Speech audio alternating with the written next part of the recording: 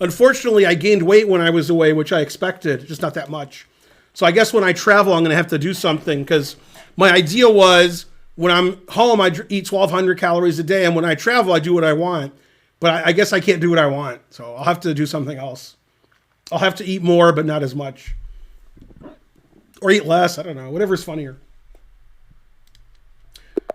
All right. So we'll have to wait 2 more days before I'm in the 240s again. Terrible. But I did work on my chessable today. So it's taking longer than I expected. So I'm predicting in May, I finish the course. And in June, I finish the videos. And then I don't know how long it takes them to edit and to fine tune it and edit it. But I'm guessing in July or August, you'll be able to buy it. Probably July. I want to finish it before June 25th because on June 25th, Karen and I are flying to Vegas for 11 days for the World Series of Poker. Thanks, Marriott, today for gifting a sub. And you started the hype train. How come this is so bad for me? What did I do wrong? It's terrible for me. Come on, opponent. Let me out. Let me out. Let me out. This is not a draw. I guess this isn't that bad. This is just regular bad. Can I take this pawn and not get mated? Queen a5 seems annoying. God damn. I guess not getting mated is important. Okay, always play king b8. Although then queen b4 is annoying. All right, c6. All right, then he'll play queen a5 hanging his queen. That seems likely. If you want to play me today, make sure you're a sub. It's Sub Saturday. And then challenge me 3-minute unrated. That's the only time control I play. 3-minute unrated. And you type !challenge if you want more information. If you want less information, I'll give you that too. Let's see. Knight d5 or queen e2. Queen e2 gets mated. And you guys like what I get mated. And knight d5 probably trades pieces. All right, let's get mated. Let's get mated. Da-da-da-da. Looks like my king's in trouble. Boy, am I a potser. Let's go. Come on, chimpanzee. Ooh, queen. I'm not going to get mated now. Yes. Always play bishop f1. And he did. Okay, we'll make sure we don't get mated. And then we'll try to double up on the bubble up. Wait, why did he resign? What's happening? What?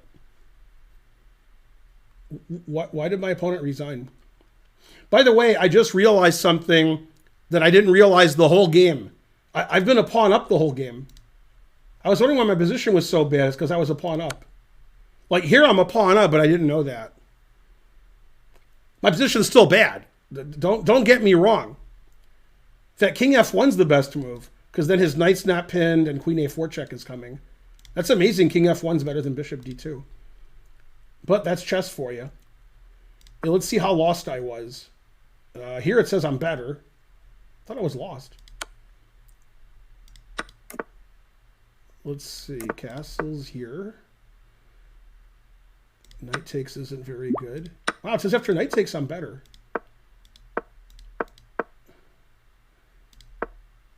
King c7's a mistake. Now he should play queen a4. But I'm not lost. I'm just much worse. It says I'm winning here after queen e2. I was really worried about just doubling up on the bubble up. But I didn't realize I was 2 pawns up. I thought I was 1 pawn up. 2 pawns up, and this is one of the pawns that I actually have, good chances. Why am I +3 here? I'm +3? 3.4? Why? 3.6? I'm just up a pawn. +4? Good resignation. It just says I double rooks on the 8th rank. I play knight e4. I have rook d2. And his rooks are shallow and pedantic. All right, I don't understand the game. Okay, so, this person's probably not a sub and doesn't know I'm doing Sub Saturday. They just challenged me at 3-minute. They're like higher rated than I am. Yeah, it has to be 3-minute unrated. Remember, you have to make sure you're a sub. So don't forget to sub and so forth. Karen will be down about 7:15. She's taking a shower, making herself all pretty, and whatever else she does. You know, she does stuff. I don't know. And then when Karen comes down, we're going to look at the Tata Steel games.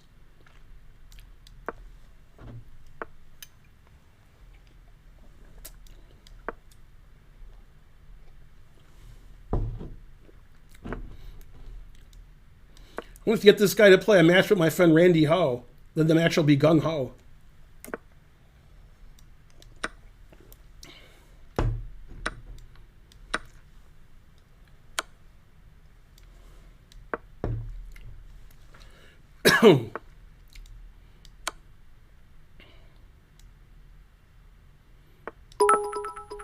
Yay, thanks, Curious Chimpanzee. This is the Dutch. There's 2 openings I hate. Openings that are intolerant of other openings, and the Dutch.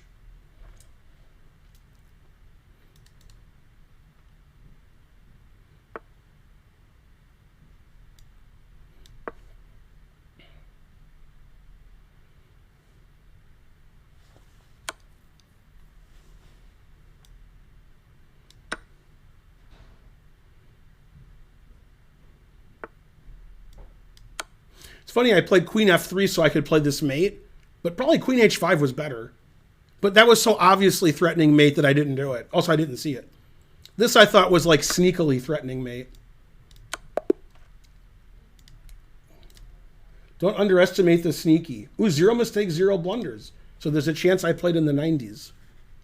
It's not a good chance, but there's a chance.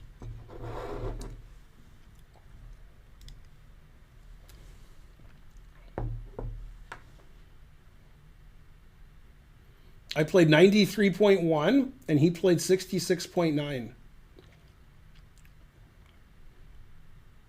Knight G6 double X clam. I mean, it was check and checkmate. That, you know, come on. Okay, don't forget to sub. You should all be subbing like Curious Chimpanzee who gave 200 bits. Always sub. And my Chessable course, which will be coming out in July or August, I'm guessing, is going to be a complete repertoire for novice and beginning players with D4. So, for example, this position will be in the course, although I haven't gotten to the Nimzo Indian yet. I'm doing QGD right now, about 90% done. Then we have to do QGA, and the Slav, and the Semi-Slav, and the Dutch, and the King's Indian, and the Benoni, and the Grunfeld, and whatever else I think of. Other openings that I've forgotten about.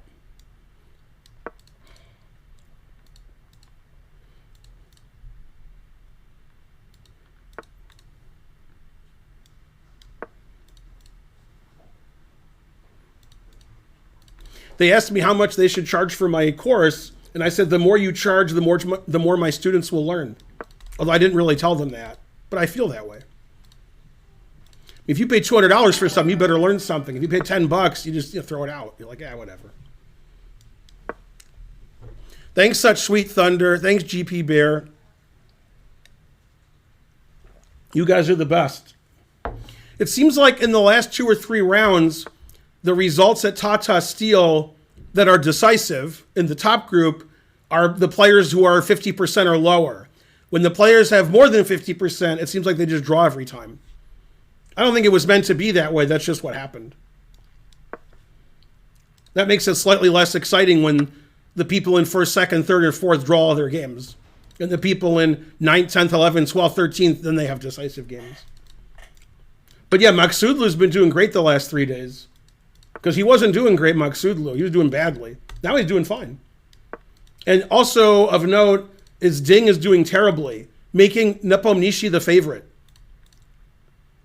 Like if Ding had won this tournament, you might say Ding is the favorite against Nepo, but since Ding's coming in 10th, you might, but maybe he's just not playing any openings he's going to play. Maybe he's rusty. Who knows? It's my move? I didn't know it was my move. What did he do? A6. That's a good move for me, not knowing it's my move. Thanks, GP Bear. Yeah, I said you're the genius of all time. I still don't know what he did. Oh, bishop d6. Okay, king f2, I guess. Gotta guess something. Yeah, this is how I lose. I talk to the chat in 3 minutes, and I don't know it's my turn. That's the recipe for me losing. If it's 5 minutes, I can usually get away with talking to the chat for a while, not knowing it's my move. But in 3 minutes, and you know, I can't lose all my time talking to the chat, or can I? Okay, I doubled up on the bubble up. If I ever have a threat, I'll let you know. I mean, he's really tempting me to sack on h6 for no reason.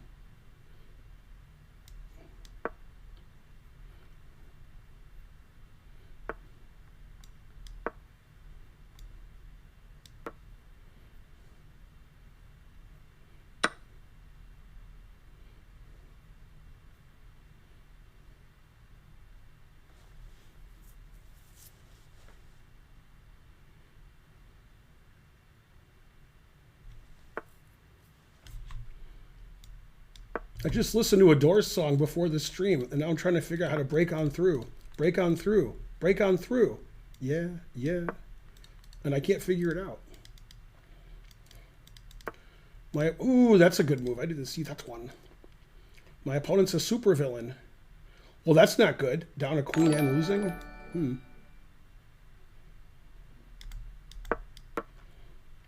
I guess bishop c2 was bad. Thanks, Gizmo Giovinco. Oh, this position's not good. It was never that good, but now it's, seriously not good.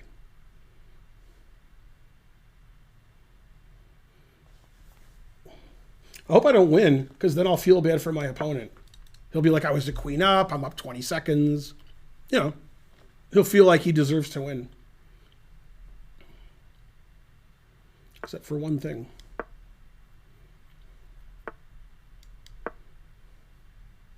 Now he's trying to break on through. Break on through. Yeah, yeah. Usually I don't like it blocked up because I'm trying to win. But here, I make an exception.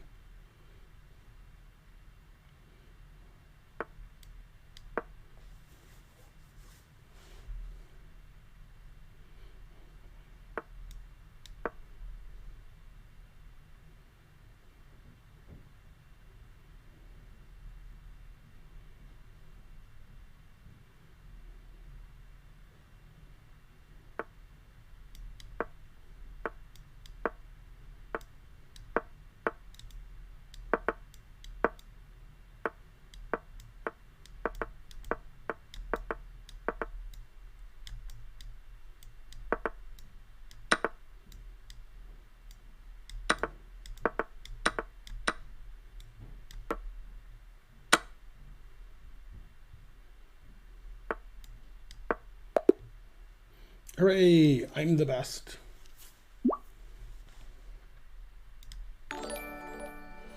Thanks, Ben and Donner, for the 5 subs. Hooray. You gave 5 subs. Thank you. We'll be on Chess TV in half an hour. Then we'll get a few thousand more subs.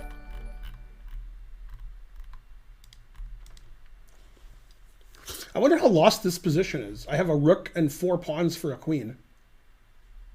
I'm saying I'm going to guess he's +2, but I have no idea what it is. He's +2, yeah.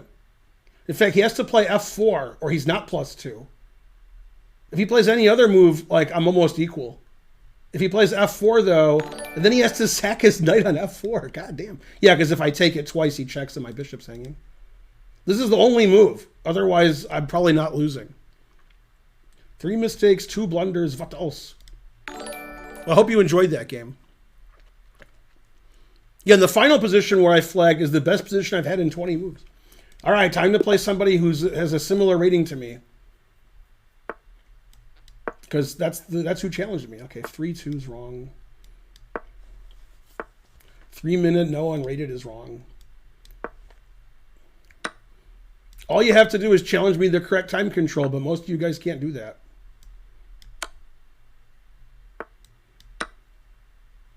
Country's this. The Netherlands. Go Dutch. It's a Grand Duchy, except for one thing.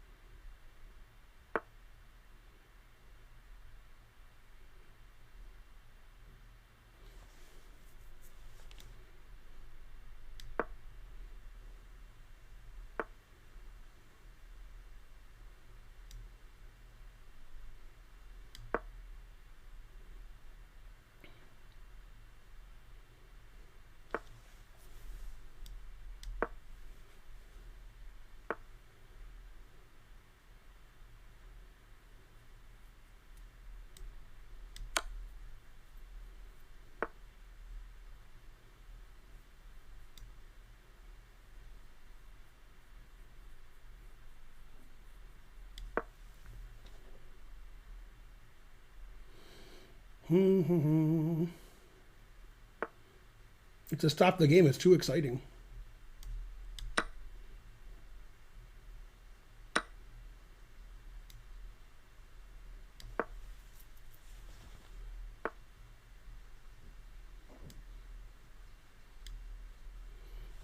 That's a lot of capturing. Let's see. I don't really like any move. Do I have to move? They all seem really bad. All right, I guess I'll do this. I have to play the least bad move.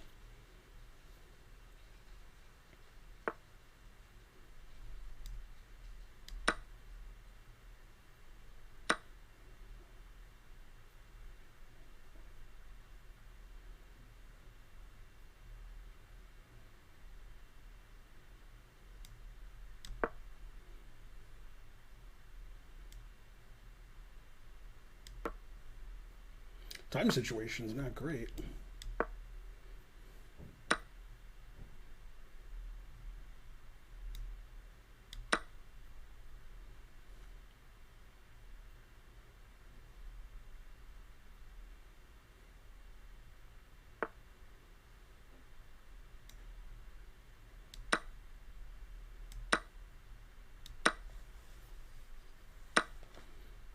Oh, I thought I defended that. I didn't see his bishop was defending. Darn. Okay, take, go here. I didn't see his bishop on e1 was attacking a5. Let's see. Probably should go fast.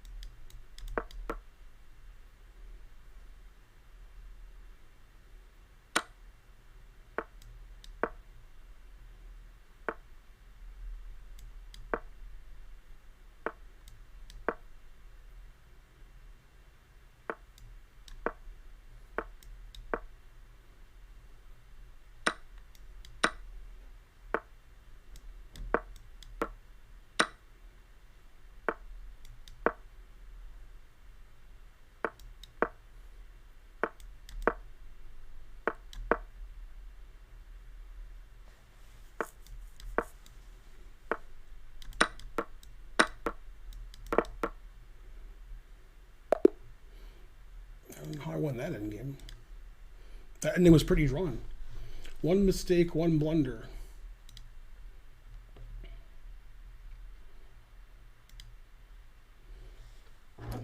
Guessing I played 82.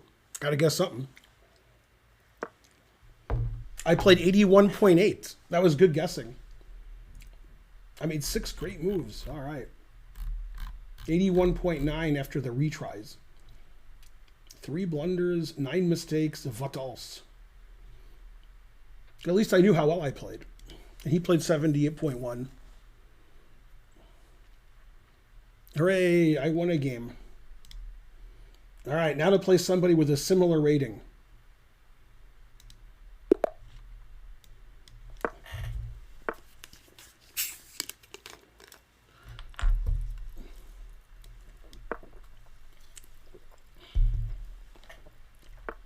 Still theory, agreed.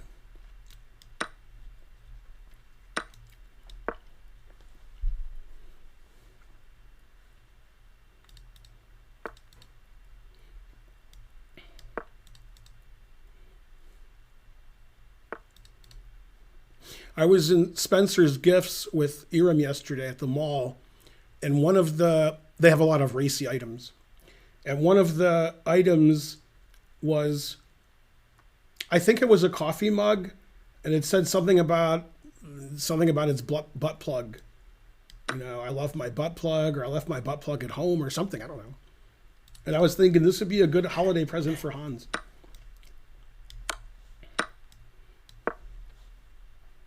It might have been a shirt. It was something that had, at Spencer's Gifts, they have a lot of weird stuff there. Named after Spencer. Go Spencer. Oh, I have a tactical trick. Who'd have thunk it?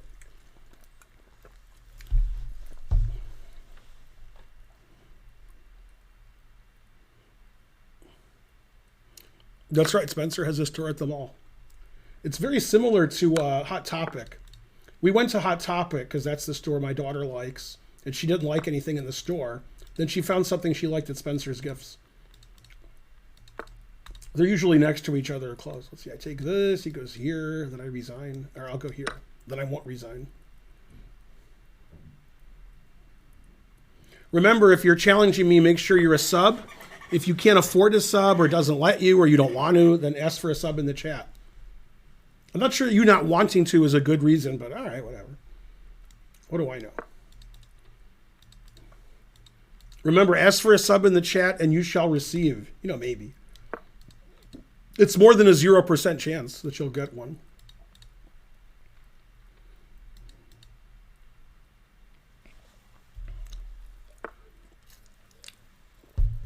Were there a lot of people at the mall? There was like a normal amount. Let's see, bishop here, knight here. Something has to work. This probably wins a pawn, but okay, I want bigger game. That moves stupid. All right, I'll play f3 because I don't know what to do. When you don't know what to do, play f3. Maybe that's wrong. Actually, I could have gone here. Then after here, I have rook takes check. Maybe that'll happen. Yay, thanks, Dankel, for gifting a sub. I didn't pay. Does that mean I can't sub? What? English?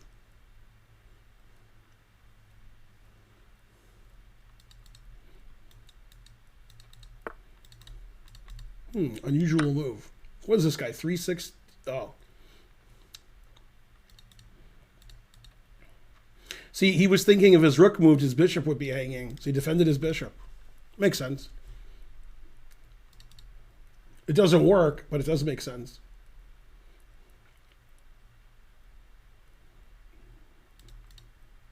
Yeah, when I left here on Wednesday morning, it was raining.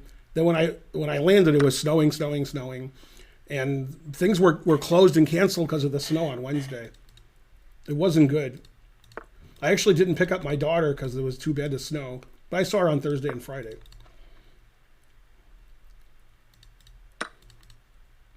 Interesting.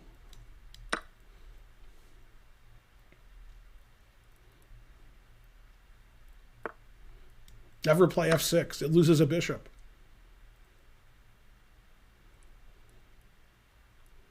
Now let's try to pre-move mate.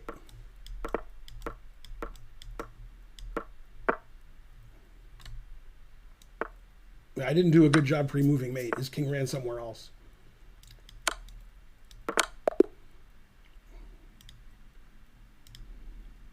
Let's see. 1 mistake, 0 blunders. I made a mistake. Damn.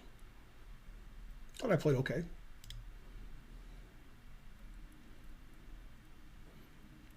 I played 91.7. That's a radio station in Detroit. It's the local NPR station. He played 72.1. That's not a radio station. For obvious reasons.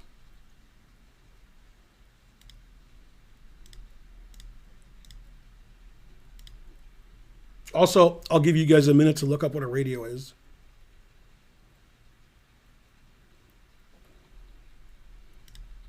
I don't have a favorite brand of peanut butter. I haven't had peanut butter in a long time. Peanut butter's peanut butter.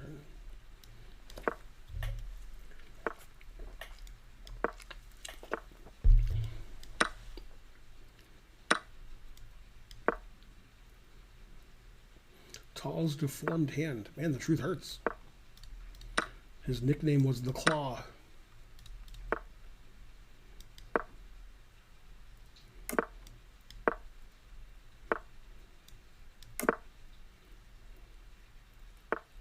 Yay! I'll pre-move this. It might lose my queen, but if it doesn't, I'm a genius. Darn! Not a good pre-move. Didn't work.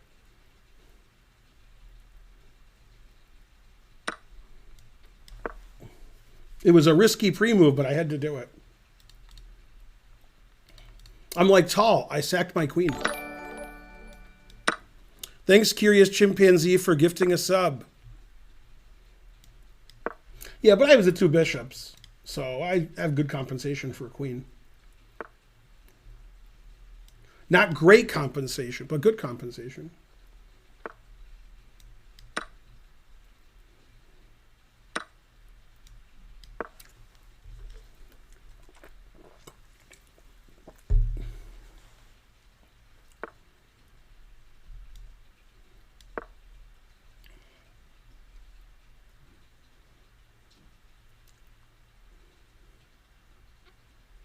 Now we'll find out how 700 he is.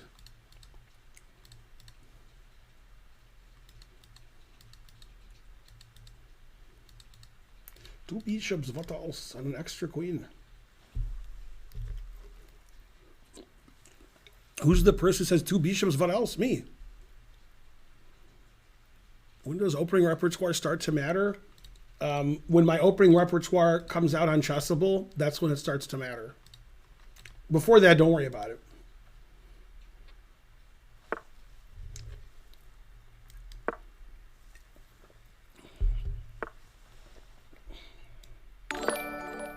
Yay, thanks, Fire Shady. Hope he's not firing Slim Shady.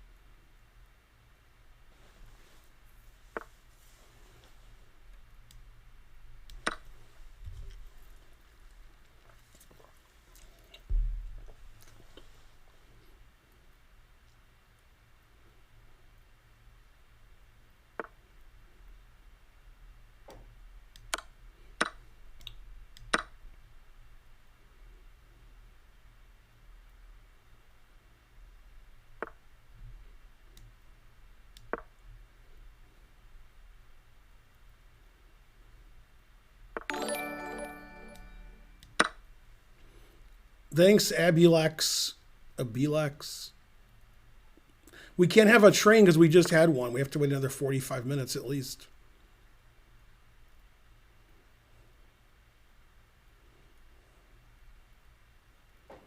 Go Fire Shady.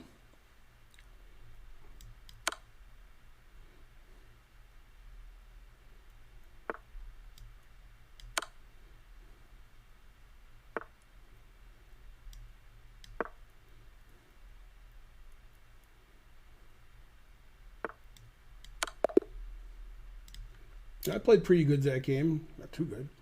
It says I made 1 blunder. I wonder what move that was.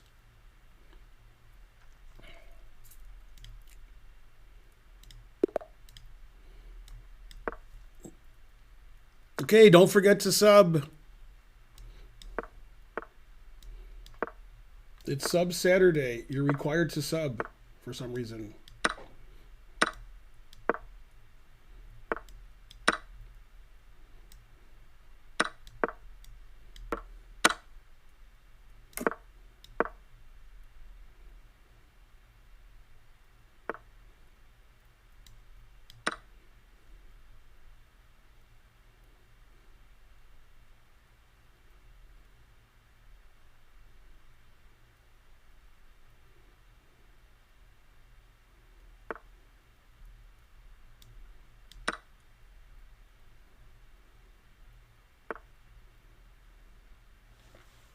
Nobody ever takes these pawns. Probably because it loses. It's a good reason.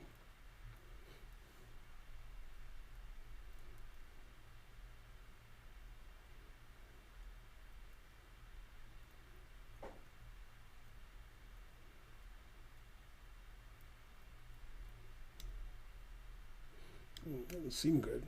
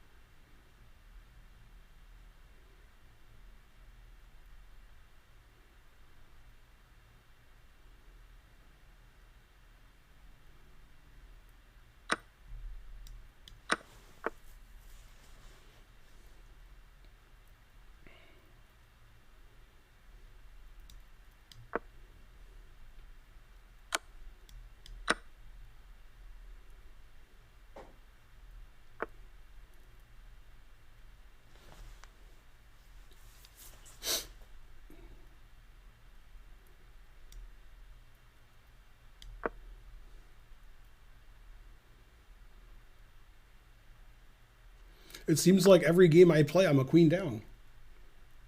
That might be the wrong way of playing.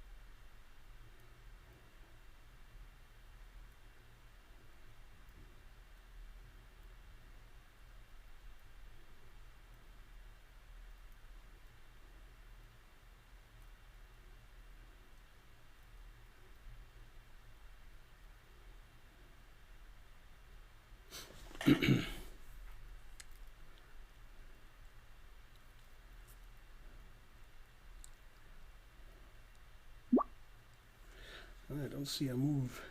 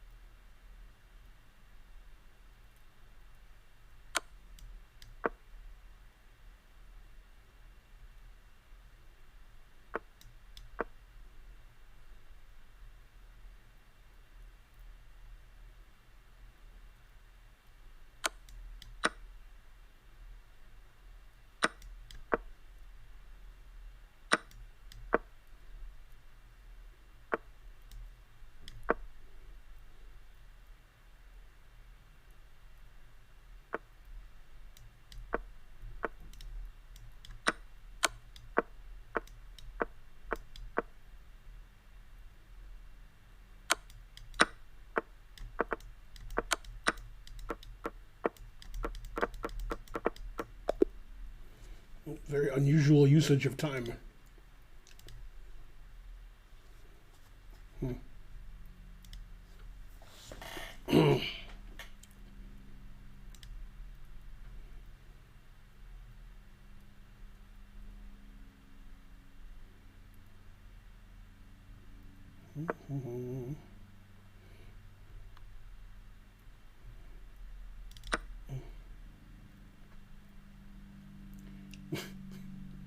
So in this position, after queen b7, it says knight c6 is a great move.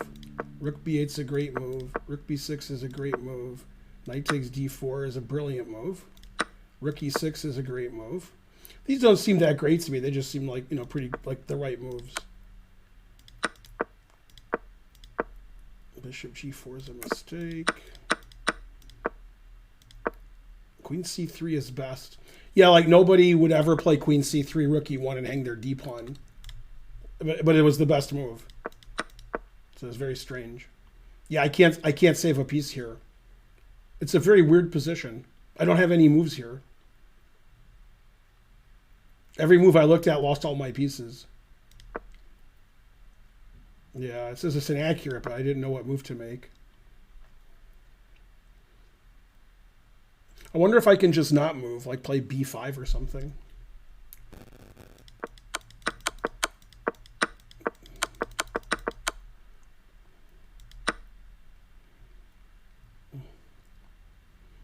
H2 exclam. Never play f6. That's funny, f6 is a draw, and if he doesn't play f6, he's winning. Like king g7, king up. That's funny that f6 is the move that doesn't win. All right, well, your engine played well. Congrats.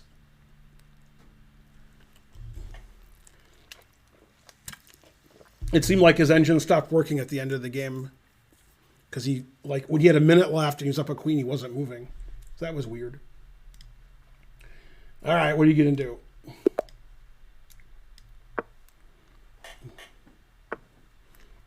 And so forth.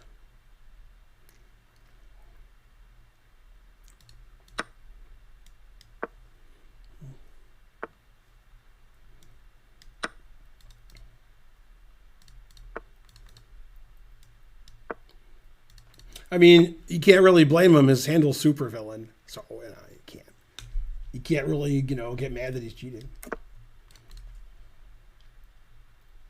Supervillain. He's a supervillain. Ow. Da, da, da, da.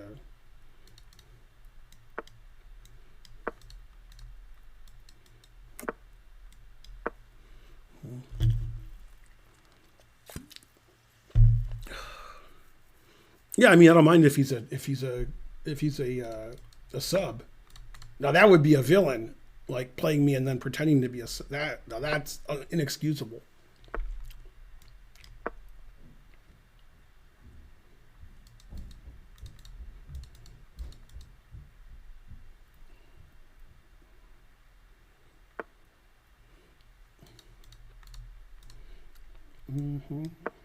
He's a super villain.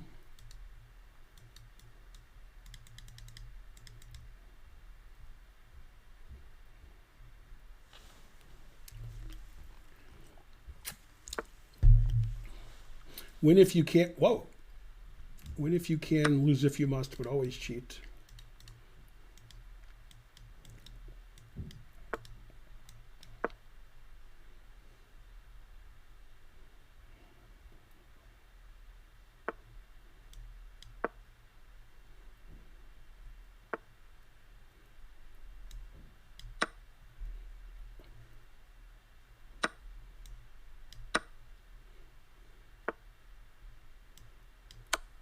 Never play f6.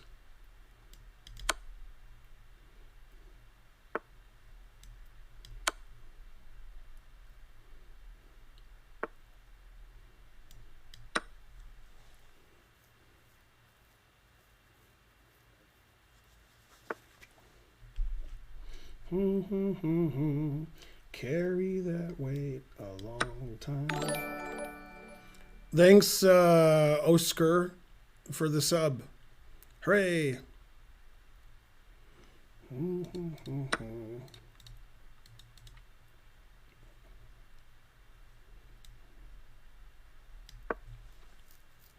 Put it in H.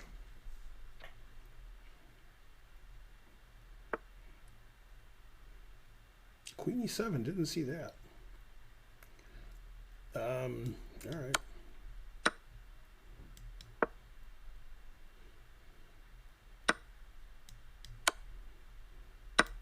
See, I'm up a queen, but he had the two bishops, so we had to get rid of that. That was his only advantage.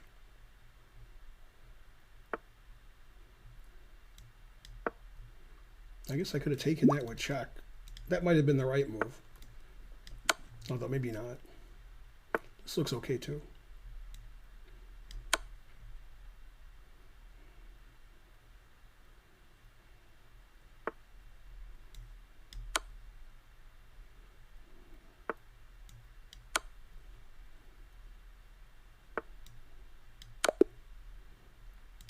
A very suspicious game. That's my favorite kind. 0 mistakes, 0 blunders.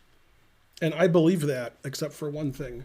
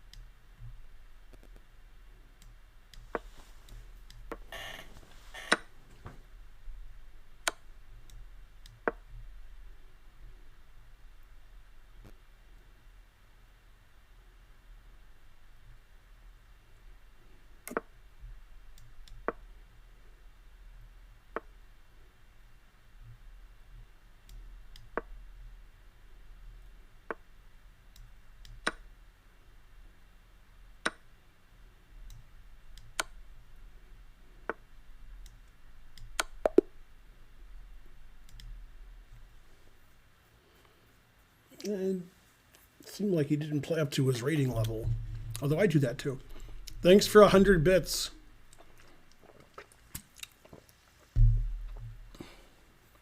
What's my favorite beverage?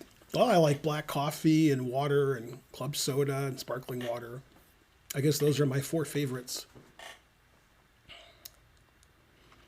Hi, Chess TV people. I'm Ben. If you're rated 2557, like my last opponent, that's what I do to you. However, if you're rated 1900, then I draw because your time runs out and you were winning. Yeah, that's right. Yeah. Favorite food? Food goes in here. I don't know, I like a lot of food. That's been an issue for a long time. Yay, 2,000 viewers.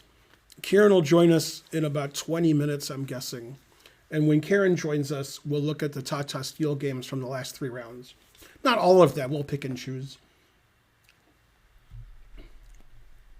Because I've been out of town for the last 3 days. Do you like the Netherlands? I do. I lived in Belgium for 4 years, and the Netherlands was probably my favorite country at that time. I like going to chess tournaments there, and it was nice there. Do you watch Tata Steel live? Sometimes, it depends what I'm doing. I didn't watch a lot of it when I was in Michigan. But when I'm home, I usually do. I usually watch Svidler and Howell on my TV. Or at least it's in the background. Have you had Belgian fries before? I've had fries in Belgium. What about Sweden? I've never been to Sweden. I'm sure it's great. This is a hospital? That's right. I'm closing down what's where they have Krabby Patties? I have a good memory. Yeah, we're opening up a hospital. What's it called? Krusty Krab, yeah. When you're old, you don't remember stuff. It's weird. I've only said Krusty Krab a million times in my life. I can't remember it, though. Let's see. This is the wrong time control. This is the wrong time control.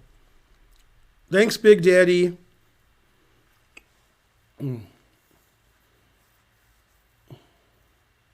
This is a hotel?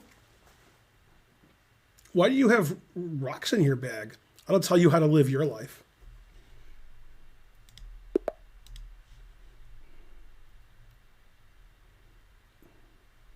If you want a Krabby Patty, you have to check into the hotel and order room service. 1 room, please. How did you know this was a hotel? You just found out. This is a hotel. Oh, he says, how do you have bags? You just found out this is a hotel. Can someone help me with my bags? That is a good line. Go Patrick.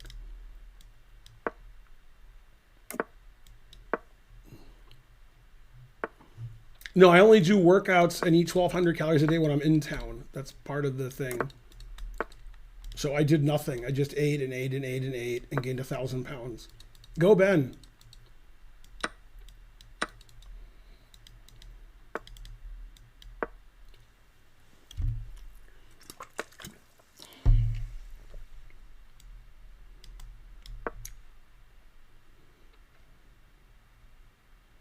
Let's see, 5 minute unrated. It's 3 minute unrated. If you're challenging me another time controller rated, I'm not going to accept.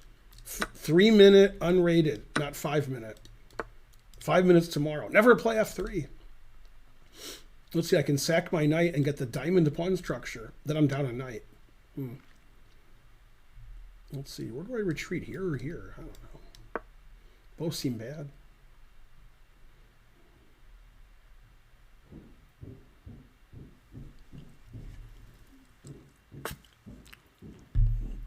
I do have a lawn. Thanks, QZEU. You're the best. Or QZEU. QZYEU. I can almost say your name. 3,000 viewers. What else?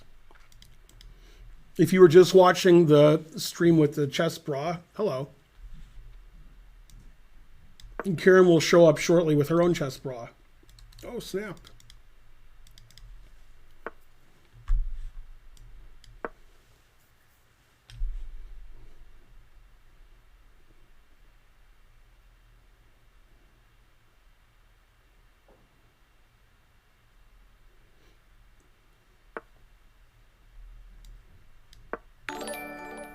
Yay, Hans Superman gifted a sub. Hooray.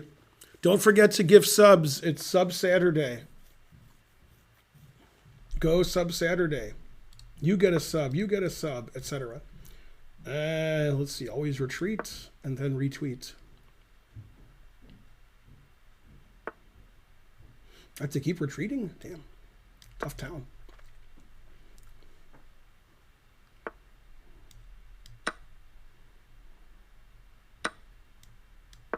I got 2 threats, 1 for each of you.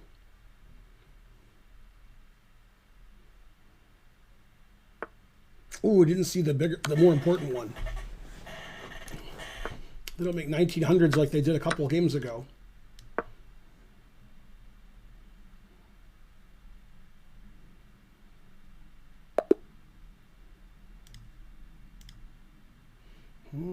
Zero mistakes, 1 blunder. Oh, I made a blunder. Terrible.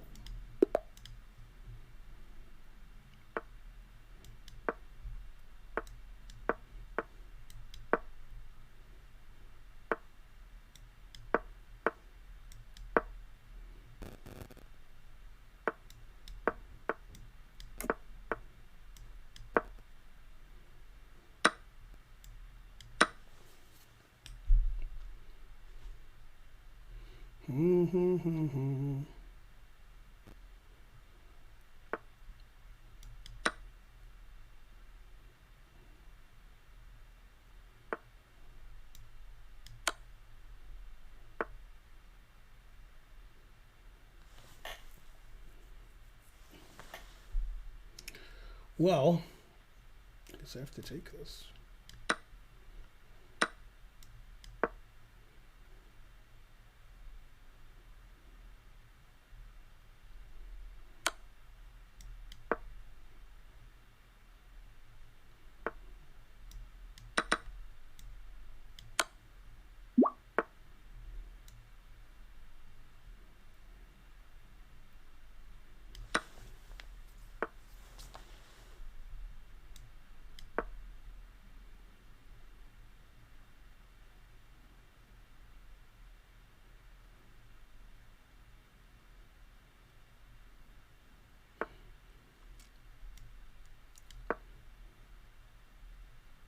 He has more open files. Let's see, never play F6. Sounds good. And I never did. Oh, I didn't see I couldn't take with the rook. I forgot his queen was defending it. I was going to play rook takes like that, son. Ah, the truth hurts.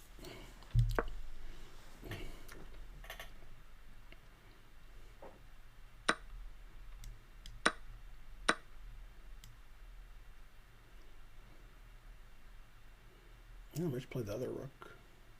Check, king takes, rook check, king back.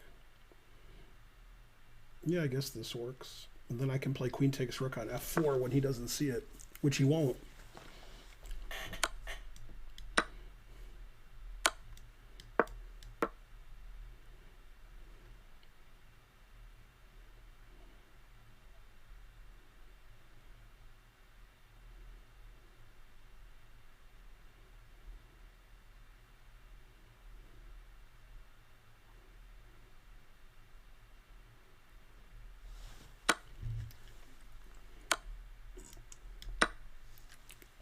See, told you.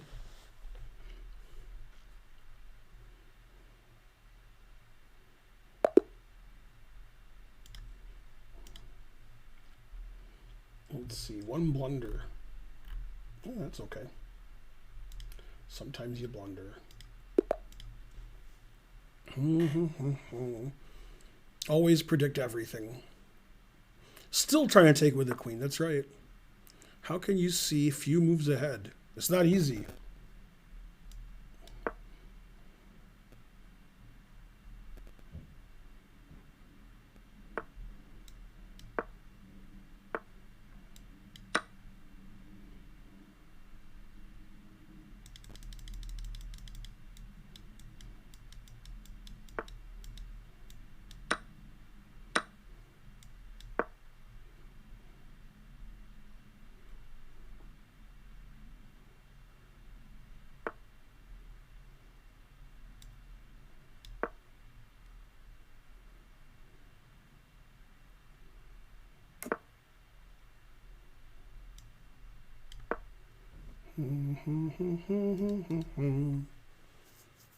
Do you ever get bored of chess?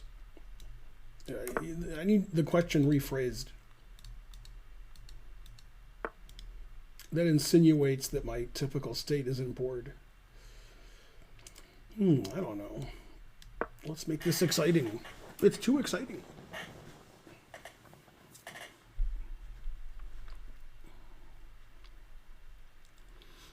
I play pretty badly nowadays, so the games are more exciting. Often I'm down a queen, sometimes intentionally, sometimes not. Sometimes my opponents are cheating. That makes the game tougher, etc.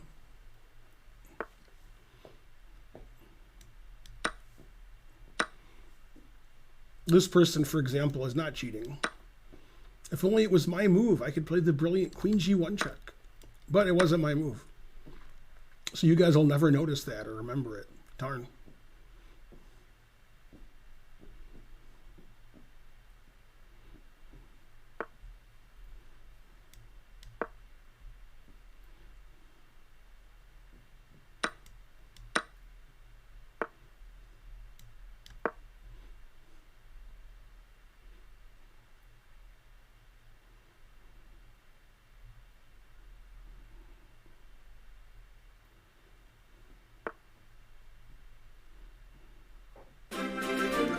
Big money, no whammy, stop.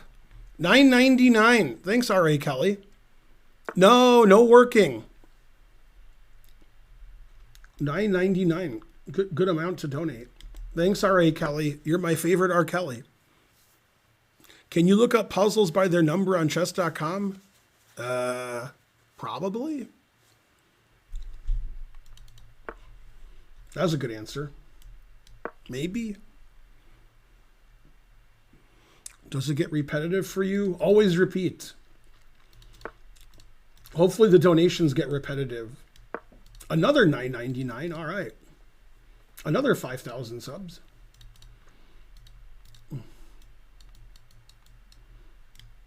Everything's repetitive if you repeat it enough. Always repeat. Yay. But chess is virtually infinite. So usually after 6 or 7 moves, there's something different.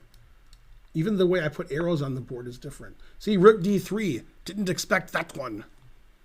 Making it less repetitive. I'll have the bishops side by side so they can talk to each other. Always donate.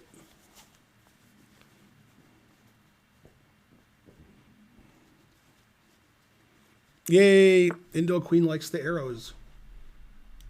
Her favorite stadium, Arrowhead. Her favorite book, Aerosmith. Her favorite musical group, Aerosmith. Yay, $9.99 from R.A. Kelly. Always repeat. 617653.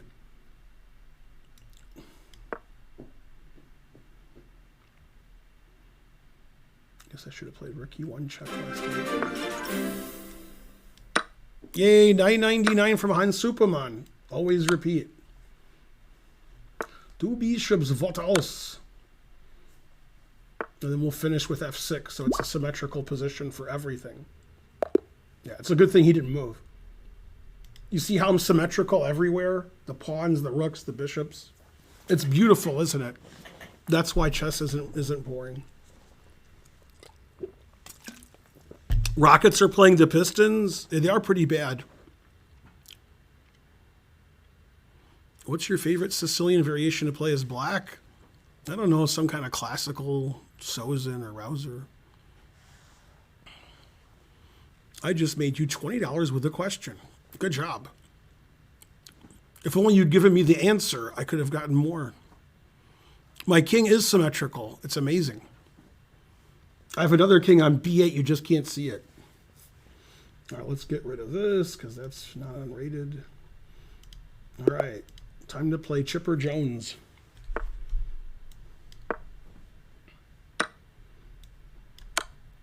It's almost mate.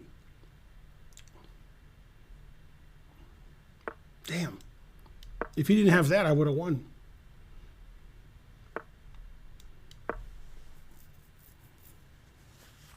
King pair, what else? 500 euros each. 3,500 viewers, what else?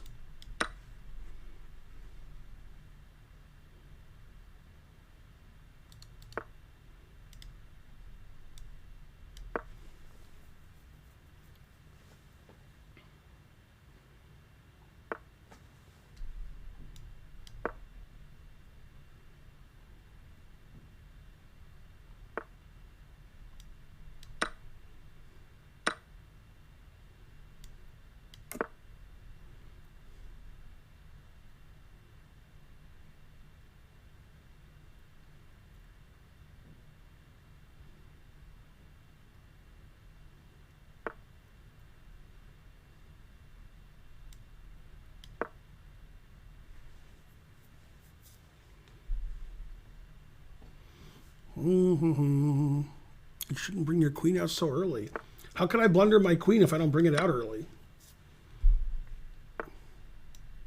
I could still blunder it. I can't blunder my queen too often because there's an order from a judge that I'm not allowed to do that due to paperwork followed by the Botez sisters. It says I can't blunder my queen more than 4 times a month. Or they'll sue. It's a standing order by the judge. The judge's name is also Botez, which I thought was weird.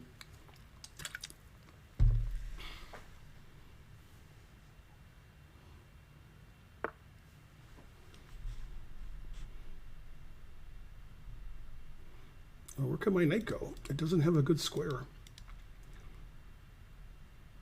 All right, I guess I'll go here then. Nah, I guess I'll move my knight. Although I could have played that. It just would have been bad.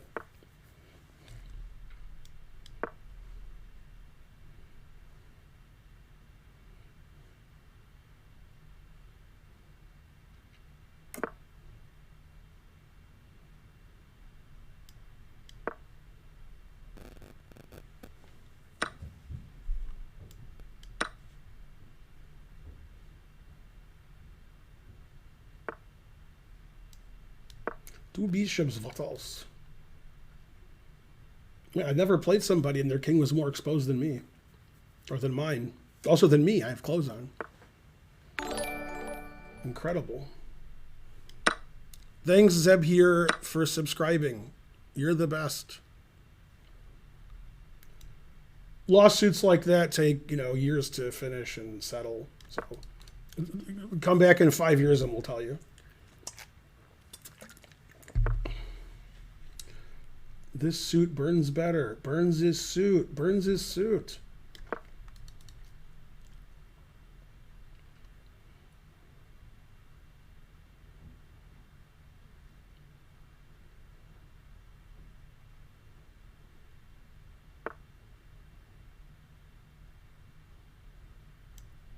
Let's see. 1734. Probably doesn't know en passant. Making this move even stronger. Yep, I was right.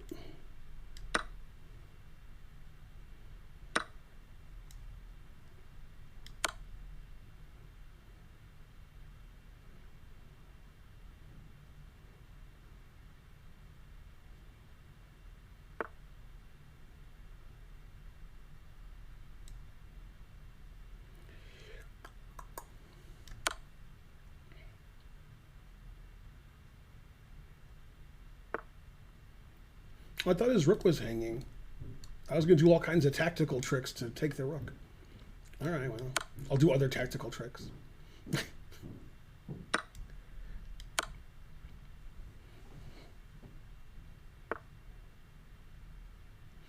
Take a bishop or take a pawn.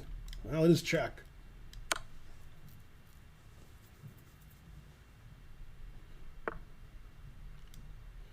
I knew taking the pawn was better. When Karen comes down, I'm going to use the restroom, which I've had to use for a while. But, I don't want to leave you guys. I'll leave you with Karen, and she can tell you all terrible stuff about me. 2 mistakes, 0 blunders. What else?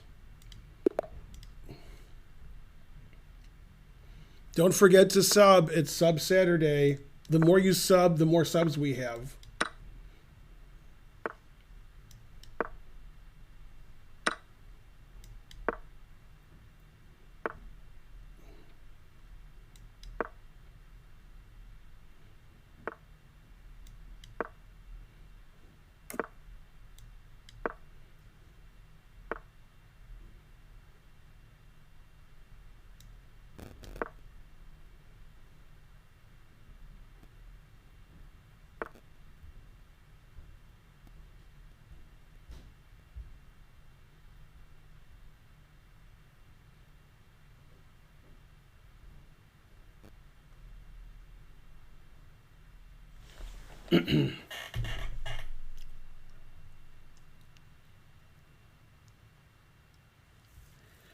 Yeah, that's interesting.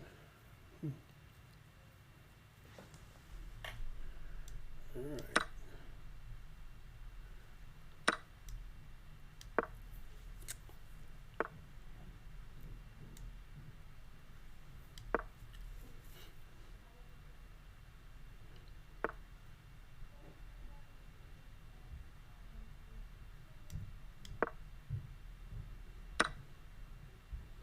Wow, that was played fast.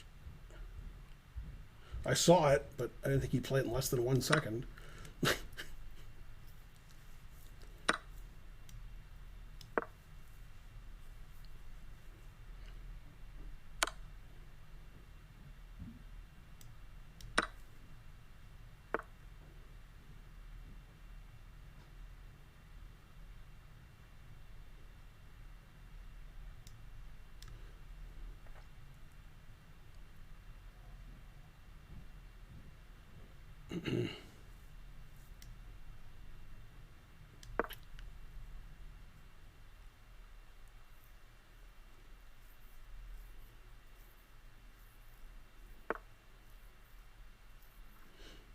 Yeah, that wasn't a good move. Darn. That was very bad.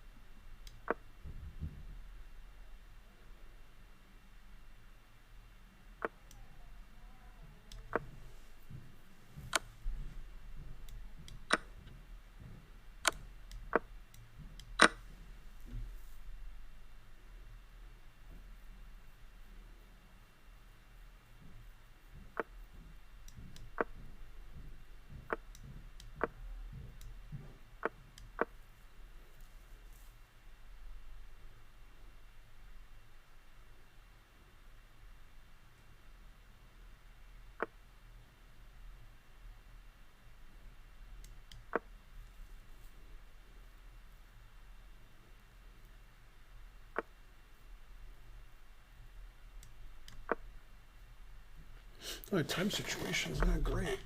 It's good, but not great.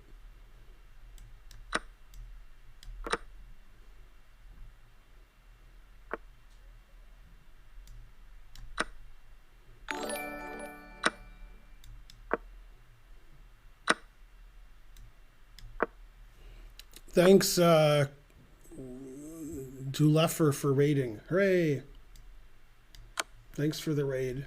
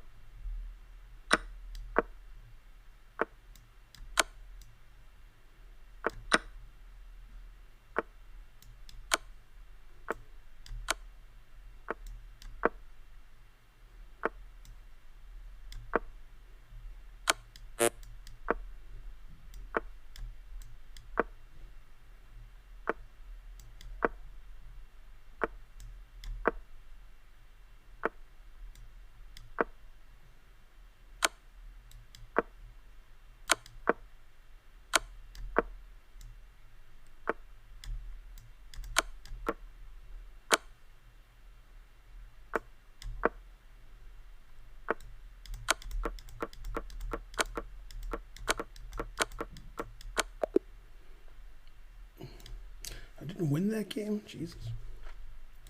It's embarrassing. 1 mistake, 0 blunders. I don't think so. Terrible. One of my professors. Go chess. Yeah, thanks for the support. Well, that was terrible. Too slow, too old. Ooh, I'm writing a chessable about this. All right, we're still following one of the lines. Bishop b4. What did I say to do? Oh yeah, I said to do this. I think that's right.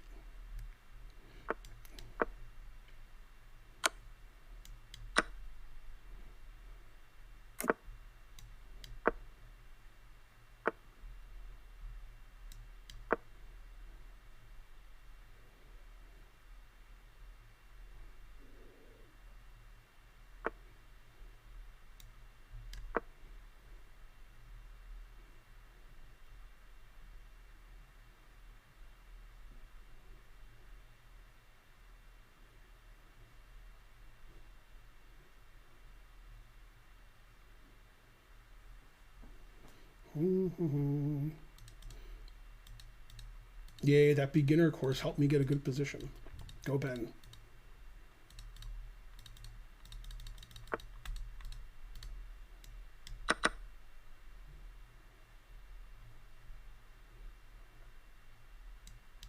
Put it in H.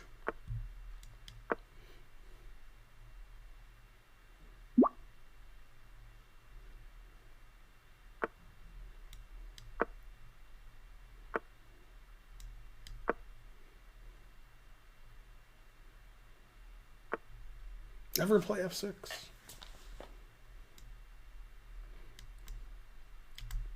I like all three. Oh, what do I do? I don't know. All right, let's go here. And he has 2 pawns attacked. What else?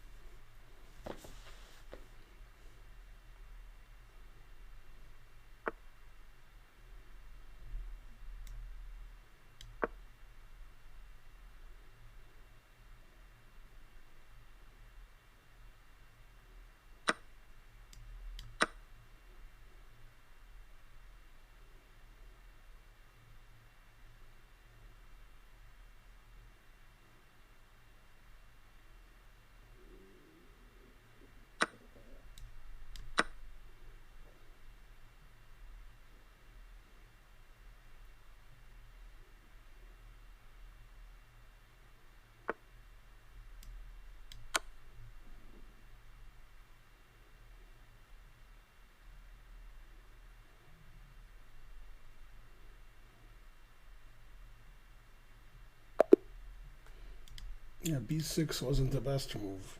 Probably a mouse slip. Ooh, 0 mistakes, 0 blunders. Buy my course. It doesn't matter if my course is out yet or they'll let you buy it. Just buy it anyway. Don't stand for what other people tell you to do. Do what you want. Now do what I say. I played 89.9 and he played 76.5. 9. Hooray for Ben.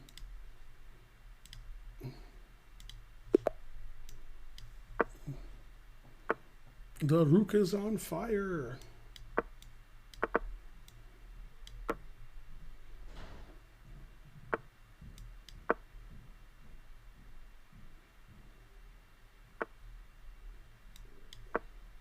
Threatening mate.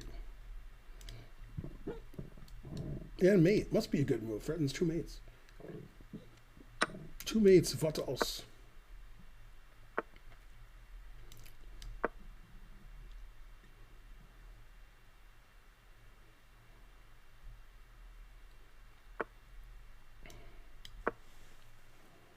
Time to sack all my pieces for nothing. I knew it was time for something.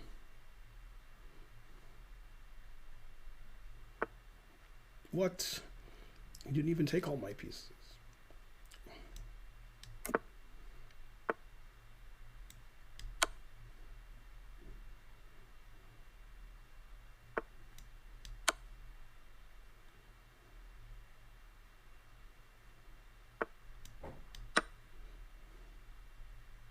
He does have a good pawn center for his queen.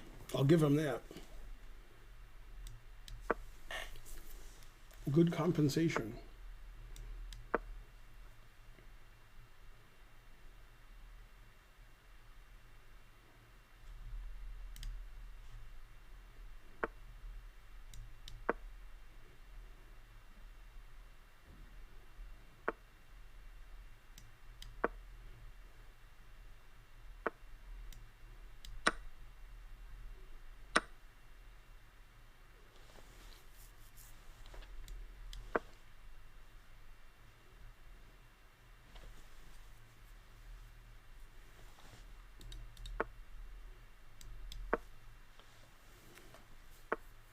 What would Ben play if he played e4? I would have lost a piece.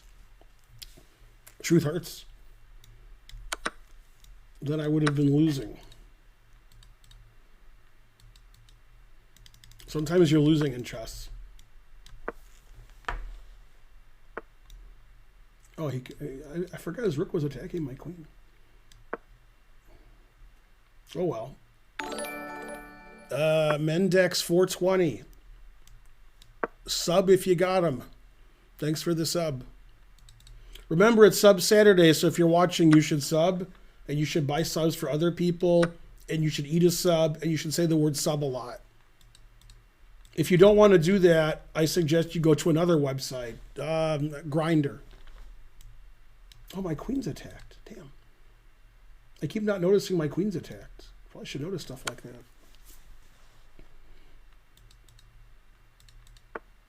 And if you want to listen to music, I don't know, Hoagie Carmichael. Is he a musician?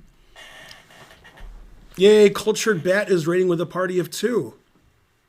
Hooray. Thanks for the raid. Go Cultured Bat.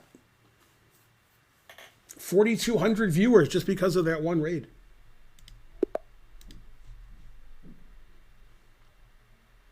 It's Ganesh. This isn't fair. He can move with 4 hands and hit the clock with 4 hands. It's not fair. It's cheating, I tells you.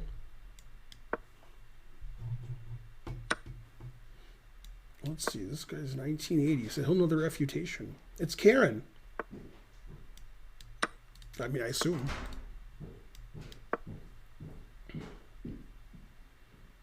Four knights. What else? Hey, that's good. I had to go to the bathroom, but I told them I was going to wait for you to come down. Man, you're dressed like you're going to karaoke. I am. Yeah, fix the screen there. No. Stuck. My chair's stuck. But it is fixed. How's So it I going? have 2 draws, one against the 1900 who was cheating, and one against the 2577. And I had to, I beat him twice already. So it's the 3rd time I've played the guy. Mm-hmm. Yeah, I had to repeat moves, otherwise my time would have run out. Luckily, I found a repetition with 1 second left. Yeah. How's everybody doing? Hey, Bishop takes. What else? Maybe he won't take back. Darn. Check plus mate. What a last name you got. It is good. It's a fine name. Mm-hmm.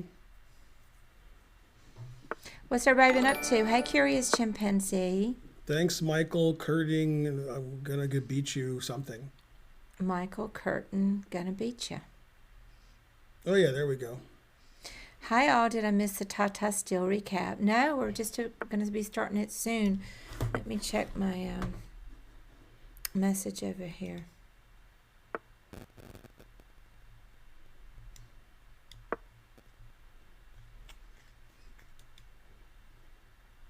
Let me just answer this.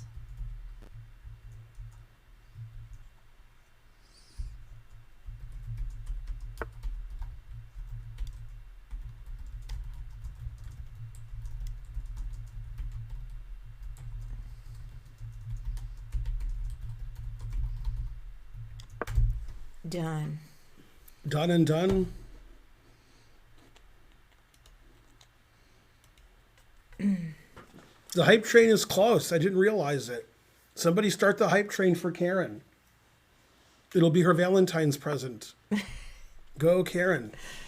Is Karen the wife? We got a raid of 2 people. That was good. Yay. I am the wife. Big boy. Yay, Mepex started the train with $9.99. Yay, Fen Beingold, wife train. All right. Yay, thank you, Finn. Hey, Mepex. Yeah, it took me a while to get down here. Mm-hmm. Did Karen text you all night? No. What? She's at a party with Gus. She's at Farty Party? And they're going to meet me there later. Gus is allowed at parties. She they hang out a lot. But he's the poster child for gloomy Gus. Yeah. You guys are just chilling, farty party. I'm going to go to karaoke later. I've been doing a lot of poker today. Hey, Han Superman. I was very frustrated. I couldn't get I couldn't get support for one of the poker tools I'm using. But I finally resolved it. GTO Wizard. If anybody out there plays poker. I've had to go for a long time, so when this game ends, I'm going to be a GTO whiz, if you know what I mean. It's going to be game theory optimal, that whiz. I wish Dominic were here. Maybe he's lurking. GTO, no, he didn't.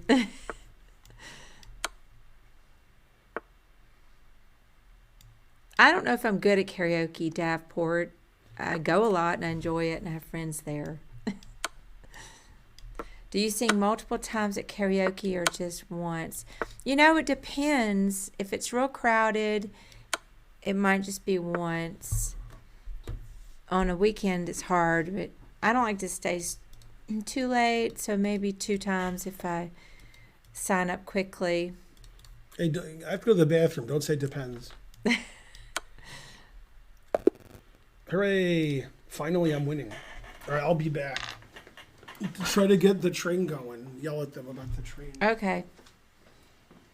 Go hype train. There you go.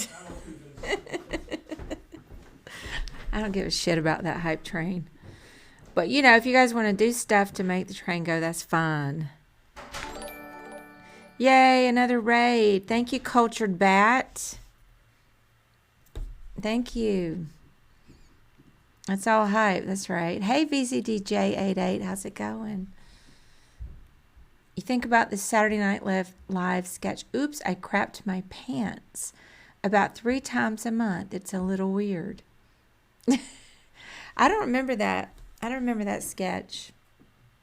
But I didn't watch it consistently over the years. Well, I'm not against the money train quiet tornado. I think Ben just gets obsessed with it sometimes. You know, I find it to be a distraction. How tall is Ben? I don't even know. Isn't that terrible? He's told me. I just can't remember. I think he's 5'9". Well, let's ask him when he comes down. You're making bean stew. Oh, is he 5'10"? See, you guys probably know better than me. And I'm not going to remember next time you ask me either. That's not the kind of stuff I can remember. You know, 5'9", 5'10", whatevers. What's my go-to karaoke song? You know, I just sing a huge variety. So I don't know that I have a go-to. I guess Karma Police is super easy for me to sing. So if I want to sing something that's easy, I'll sing that. But I try to mix it up. Jolene, I've sung that a bunch.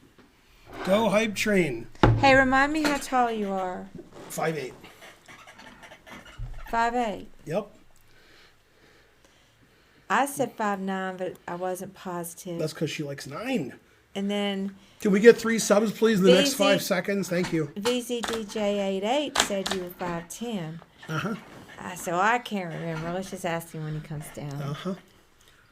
Most people who say how tall they are estimate about 4 inches taller than they actually are. So people who are like 5'10", right? They're actually 5'7", so they think I'm 5'10" or 5'11". So they think I'm taller than I am. Welcome, Zaphod Beeblebrox. I'm the only male person on Double earth zero. who just tells you what my height is. I don't add 3 inches to it. Well, I'm 5'4". I didn't add to it. My mom thinks she's 5'4", but she's not even 5 feet tall. Mm-hmm. But maybe she was 5'4" when she was 19 years old. I doubt it. Do you sing in falsetto? I have. I usually sing lower songs. But I can. I'm thinking I might do. Wait, what's the song? The Evanescence song. Doesn't sound good yet. Okay, let's go to... I can't remember anything. I've been practicing it. Yeah, Bring Me to Life. I might sing that one. That's pretty high up. Tomorrow's the last round for Tata Steel. Oh, is it? Yeah. Who's winning? So, Abdu Satran. See, it says round 12, January 28th. Mm-hmm. Okay, which is today. Okay, so the next round should be on the 29th. Should be. But it's the 15th. It's before the tournament started. Amazing. Abdu Satarov is in first, and then Geary's in second, and Wesley So and Carlson are tied for third. So what, they just messed up the dates? Is that what you're trying to say? Yeah. Okay. I thought we already got your raid. Maybe that came in. Yeah, Cultured Bat. No, well, he raided. faked him. Yeah, he raided before. Yeah. Well, he raided while you were gone. Oh, so he raided before and then again and then again. Well, that's his third raid in 10 minutes. He's been banned by Tensor Extension. Well, I'm not sure about it.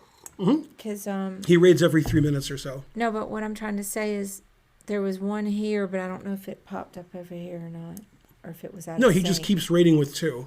I'm not disputing that. Right, so that's why he got banned. It's tough but fair. I actually haven't seen this game. I don't know one move of this game, but I'll still have the best analysis, which is hard to understand. What's he trying to do? Get advertisement for his channel? Maybe. What's a raid? Probably just being silly. He's like, that's funny to do. Let's do that. It's not too funny. What, are you new to Twitch? Probably.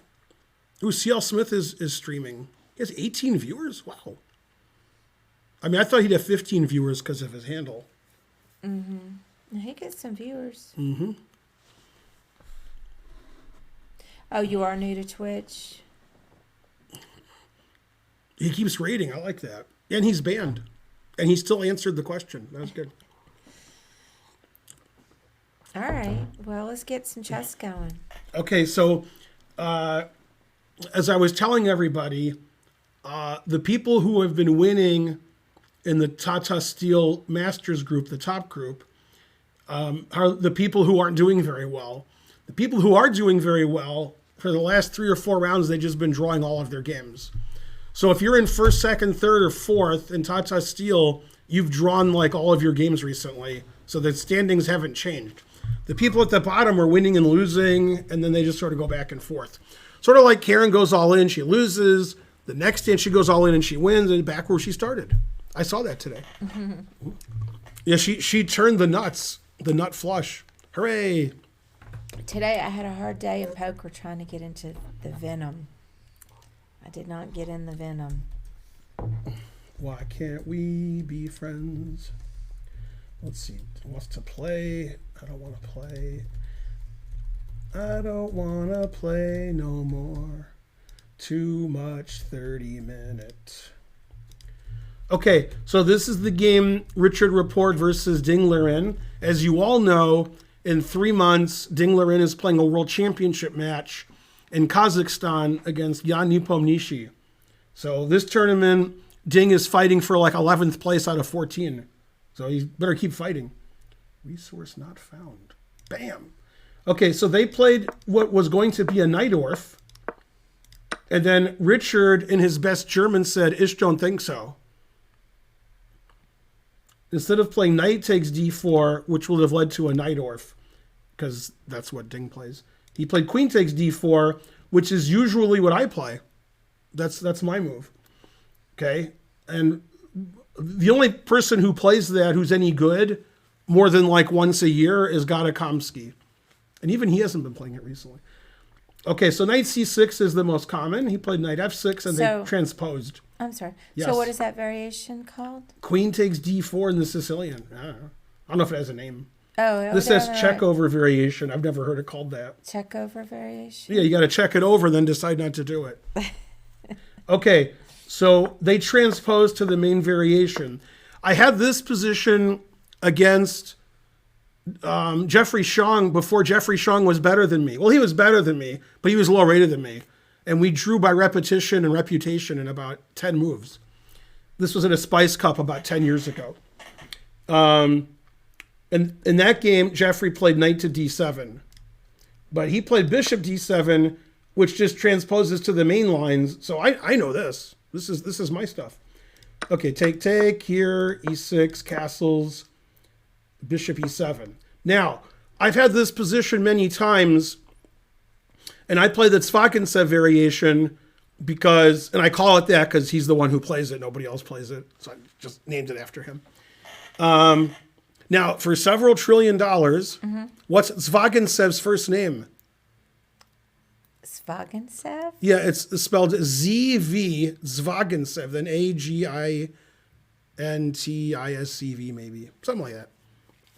You know his first name? No. Vadim Zvagintsev. Nobody in the chat knew that. That's how to look it up. Right, he's 2,600 feet, eh?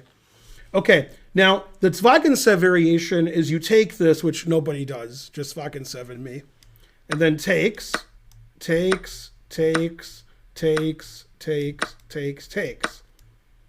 and then here you play knight e5. And this is about equal, but I did a lot of preparation in a slow game for which famous Smith-Morra practitioner? The tennis player? Correct. I was going to say and tennis player. Mark Esserman. I couldn't remember his name. And I beat Mark Esserman in this position in one of the St. Louis round robin tournaments. And I knew more theory than this. I knew like the whole game basically. I knew the guy. Yeah. Anyway, I memorized this one variation, but nobody plays bishop takes f6, just Zvagintsev. Okay, now Rapport played a more common move. He played queen to d3. And the idea of queen to d3 is to get the queen off of the d4 square so we can play knight d4 later, and then perhaps if we attack on the king's side, which is typical when you castle queen side, you can move your queen over here somewhere and start attacking. And eventually, it's going to look like a very unusual Rouser Sicilian, where white's played an early bishop here and takes, which nobody does. Okay, so black is fine. He played queen a5, reasonable. He put it in h6, bishop d2, trying to do tricks here. Queen a6. And he wants to trade queens because even though he doubles his pawns, he gets all these open files for his rooks. And he did indeed trade queens. The engine says this is equal. Now his pawn is attacked here on e4. You can see that. And the engine wants to play rook h e1, and he played rook d e1, which is about the same. So the rook is here instead of here. Rook's here for attacking. The rook's good here for putting pressure on d6. Seems like neither one's very important. Okay, now in this position, Ding made a, what's the word I want to use? Blunder? I don't know. No, it's when you can't take it back. He made a touch move? No. Like, let's say you're mad at somebody, so you don't talk to them on the phone for a week. Then you talk to them on the phone for a week. Like, you start talking to them again. Yeah. So that decision didn't matter. You just started talking to them again. Or what if you killed them? Then you're like, I shouldn't have killed them. Darn. It's a decision you can't take back. Oh, yeah, I forgot. Yeah, what's the word? Committal. Thank you. Irrevocable. Yeah. That's good. Thanks, 3GM, for the rate of 3, which is part of your name. He made a committal decision, and it's not good. Okay? If you made this move, I would yell at you. And more importantly, to give you a good hint of what move it was, if Jill played this move, I would yell at her. And Spencer would. Oh, yeah. So what did black play? Probably e5. That's right. I used to play, okay, let me tell you, I used to play a lot of different Sicilian variations, and especially the dragon. And, well, that's not even true, especially. I went through a phase with each one, and Dave yelled at me all the time. I told you not to move the e-pawn. Me and Spencer have both given private lessons to Jill and said, don't play e5 in the Sicilian. And then she would take like a game off, and then the next game, e5. What would happen would be all these pawns would come at me, and I would get scared. I'd move the e-pawn. Right. Now in this position, it's very likely that at some point in the near future, white's going to play e5. And so he put a stop to that with e5. Now, e5 weakens these two squares, which obviously he knows. But this is really nice what white did. This is a good demonstration of what you should do about this. Which white minor piece basically can't move forward at all right now? Nowhere to go. Which white minor piece? These are the three minor pieces. Which one can't move forward? F3. Right. Knight can't go here, can't go here, can't go here. So probably Ding was thinking white's going to play knight d4, and then maybe f4, maybe g4, and so forth. So I'll play e5, and then he can't do anything. Now the knight wants to go here, or here, or here. So he made the move you would have played, except for one thing. He played knight h2. That's the best move. Okay, he wants to play knight f1, knight e3, and the knight has access to these squares. Also, he wants to play f3, but don't ever do that, so that his knight and rook aren't tied down to his e-pawn, which is now fixed. So knight h2 is the engine move. It doesn't like the move e5. It says that white's better now. Exactly. I apologize. It's Karen, I assume. I was holding. Holden. How do I get to shut up? Okay. Holden always calling you while you're streaming. Probably he knows you're streaming. He's watching now. FaceTime. Hi, Holden. Exactly. All right, I'll call him. Okay, so black played knight to d7. He might want to put his knight on d6, on e6. That's a good square for the knight. And he'd like at some point in the game to play f5, because that's his only good pawn break. d5, not good, because got this action here. So f5 I'll play later. Knight c5 I'll play later. Okay, white continued. So what are the intentions with regards to castling for black?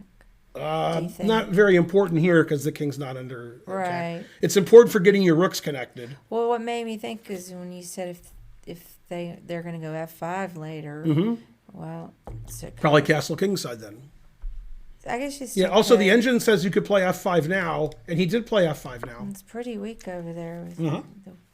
Right. The engine White's says that white's worse. better here. But on the other hand, if black does nothing, then he does nothing. White plays f3, knight e3, knight e5, knight f5, knight c4. Puts pressure on this, and black sits here and does nothing. So with the two bishops, we have to activate our bishops. So he played f5. Okay, now in this position, the engine says taking is the best move, and knight here is the second best move. And obviously, if you're a human, taking looks crazy because you can play bishop takes g2. So it looks really risky to do that. Right. But the engine still wants to do it. But he played f3, never play f3. And now it says white's only a little better. Okay, and he took, which is correct. The engine wants to take with the knight, but he took with the pawn. And now the engine says black is fine because black plays knight f6. Yeah, because now they got to babysit that pawn. Right, on so E4. f3 and f takes they're both bad moves. I would have gone with Right. the knight. Right, so f3 was bad and f takes was bad, and now the engine actually slightly prefers black. So now he has to save his pawn, so he played knight g3. On the other hand, the knight was on f3, now it's on g3, which defends this, and the knight can go to f5. You stop knight h5. So the knights are pretty good. Okay, now the engine wants to play g6, because that stops the white knight from going anywhere. Probably he was worried about h5, kicking the pawn away, so his knight could get in. So now he played a move that would confuse the audience, which is you. Instead of castling, he played rook f8. He figured maybe his king will go to d7 later if it has to defend this pawn on d6, in case that gets attacked. The engine's not a big fan of that move, says it's equal now. He played knight f5, and then he played rook f7, defending his pawn. h5, fixing the king side. Black always plays bishop f8. And this is why he played rook here. He wants to play rook here, get his rook out to these open files. His bishop defends both pawns. And the engine says this is about equal. Knight went back to g3, doing nothing. And now he played a move most people wouldn't think of, but it's actually the engine move. Knight to d1. He doesn't want his knight here forever. He wants to maneuver his knight to other squares and probably wants to play bishop c3 or c3 and shut down the c file. But again, the position's about equal. Doubles the rooks. Bishop a5, kicking the rook out. Then rook h4. God damn. Defending his pawn, which needs... All these pawns are weak. So even though the position's equal, it's the kind of position where somebody might win. Because it's, a lot of mistakes are possible. Okay, now what black made a bad move because he's playing a Sicilian. He had all he could stands. He can't stands no more. The engine just wants to play boring. Like knight h7, knight g5, bishop e7, king. Okay, but he played d5. He couldn't help it. Typically, you don't want to play e5 when you see a rook and a king here. But that's like the Yasser Seirawan explanation. The Grandmaster explanation is he calculated the variations. He got rid of his weak d pawn. He has the two bishops. His bishop can get out. And he'll have a passed e pawn, which may or may not be weak. However, in this instance, he was wrong. d5 is a mistake. Takes. Notice the bishop is attacking this and pretending to attack that, which it might be attacking. Because if you trap it with b3, bishop b2 check. Okay, rook takes e5 check. Black's down a pawn, but black's bishop have gotten out, and he's threatening the a pawn and the g pawn. Bishop b4, getting rid of the two bishops. That was an important move, making sure this bishop never does anything good. He takes on g2, takes on f8, takes on f8. And this ending is obviously better for white because of the pawn majorities. I have a passed c pawn, and I have 3-2, and your 2's no good. And you have 2-1, and your 2's blocked by my 1. And also, white's rooks are very active. And I have a passed c pawn, so I have the winning chances here. So d5 was a bad decision, because in the long term, it just gave white a passed c pawn. The deep freeze. Okay, knight e3, attacking the bishop. Bishop went back.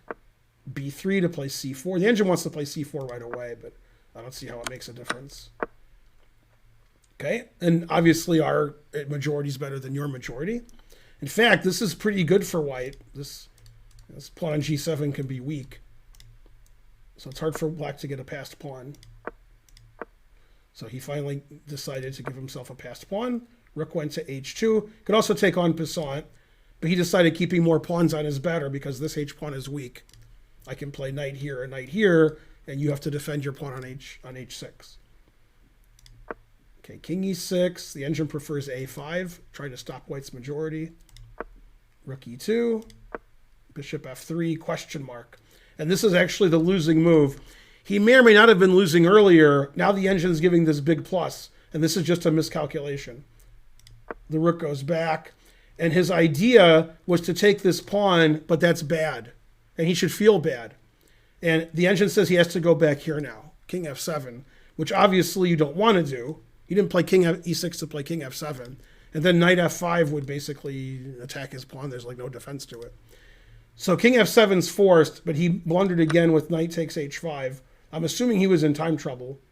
And after knight g4 check, he's completely losing. And I guess he just didn't see knight g4 check. Notice you're in check. You can't go here because it's illegal. Can't go here because it's illegal. And, well, you can go here. Here and here are the only moves. And your knight's not defended sufficiently. And I have tactical tricks. Now, if you play this, this is the easiest tactical trick. God damn. Okay, so he played king d6.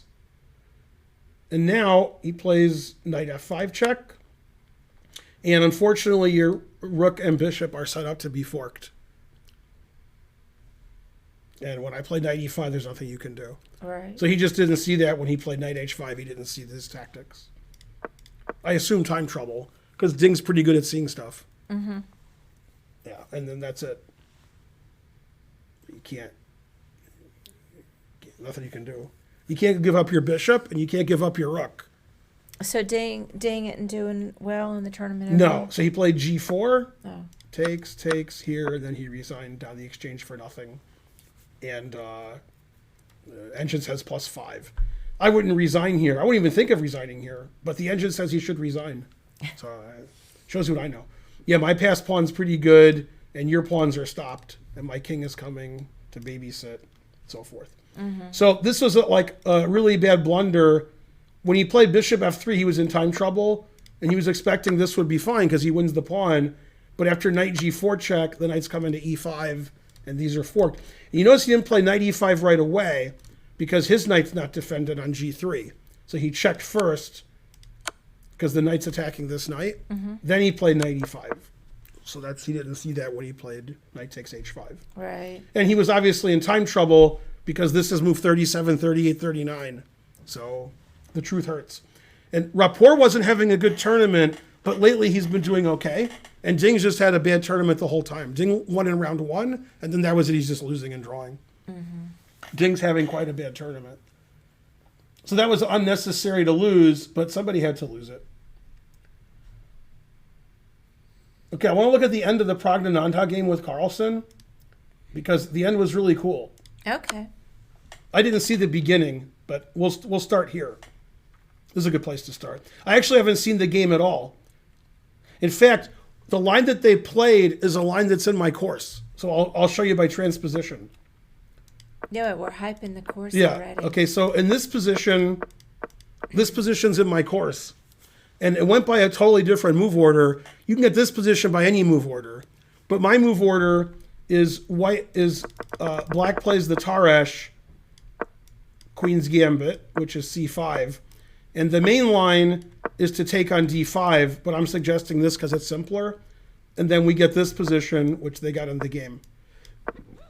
And I'm suggesting that white play a3 here, which is what Carlsen played. So this is the beginning of the line that I suggest. Possibly Carlsen has spies, I don't know. And he got into my computer and he says, okay, Ben recommends a3. The course isn't out yet. It's possible because, he owned, the Magnus Carlsen group and Chessable and Danny Wrench. It's all a rich tapestry.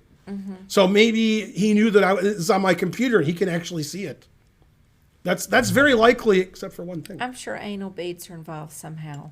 Somehow. I was telling the chat when we weren't here yet, I was in Spencer's Gifts with Iram, and there was either a mug or a shirt. I don't remember because they all have sayings on them, and had a picture of of a butt plug, and it said like "I love my butt plug" or something. And I said that would, I don't know if it was a mug or if it was a shirt, but I said that would be a good present for Hans.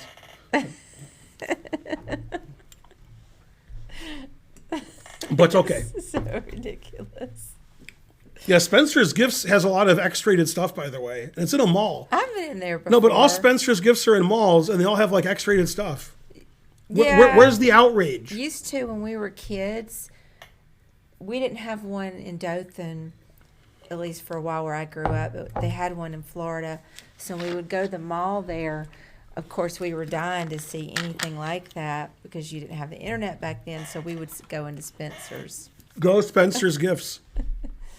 Who do you think Spencer was named after? Sven Beingold said his son is outraged. Yeah. Okay, so they played this variation, and the point of A3 is you want to take on C5 and then play B4 attacking the bishop. So he took on C4, letting me... and this is basically just a direct transposition to a QGA because white hasn't moved his bishop yet. So if we play a QGA... and you play E3 like I do, because that's what I do. Okay, and then A3 wouldn't be the most common move, but it's fine. Then that's the position that we have. So this would be more likely to come from a QGA, but okay. So bishop C4. Okay, so he played A6, bishop D3. Now, if Praggnanandhaa takes on D4, then he would lose his queen to the standard, queen, bishop check. Yeah. So for some reason, Praggnanandhaa didn't do that. He played G6, which is a move I've never seen. Because usually you don't play E6 and G6. You play one, then the other. Yeah. So bishop E7 would be 800 million different master games, including some of mine. So he pinned the knight. And he played bishop E4. The knight's pinned, and he wants to take this and mess the pawns up, or he wants to play D5 early. Unclear. Knight E7, stopping everything I just said. Put it in H. Always play H4. Takes. Queen D2. Queen D2 prevents black from castling because the queen's on the H pawn. So what white wants to do is play rook D1, castles, rook E1, D5, and open it up. And black can't castle, so the engine wants to play knight F5, which defends this and attacks this. And it says white is a little bit better after a long castle, but it's close. But he played knight D5, which the engine says is bad. H5, G5.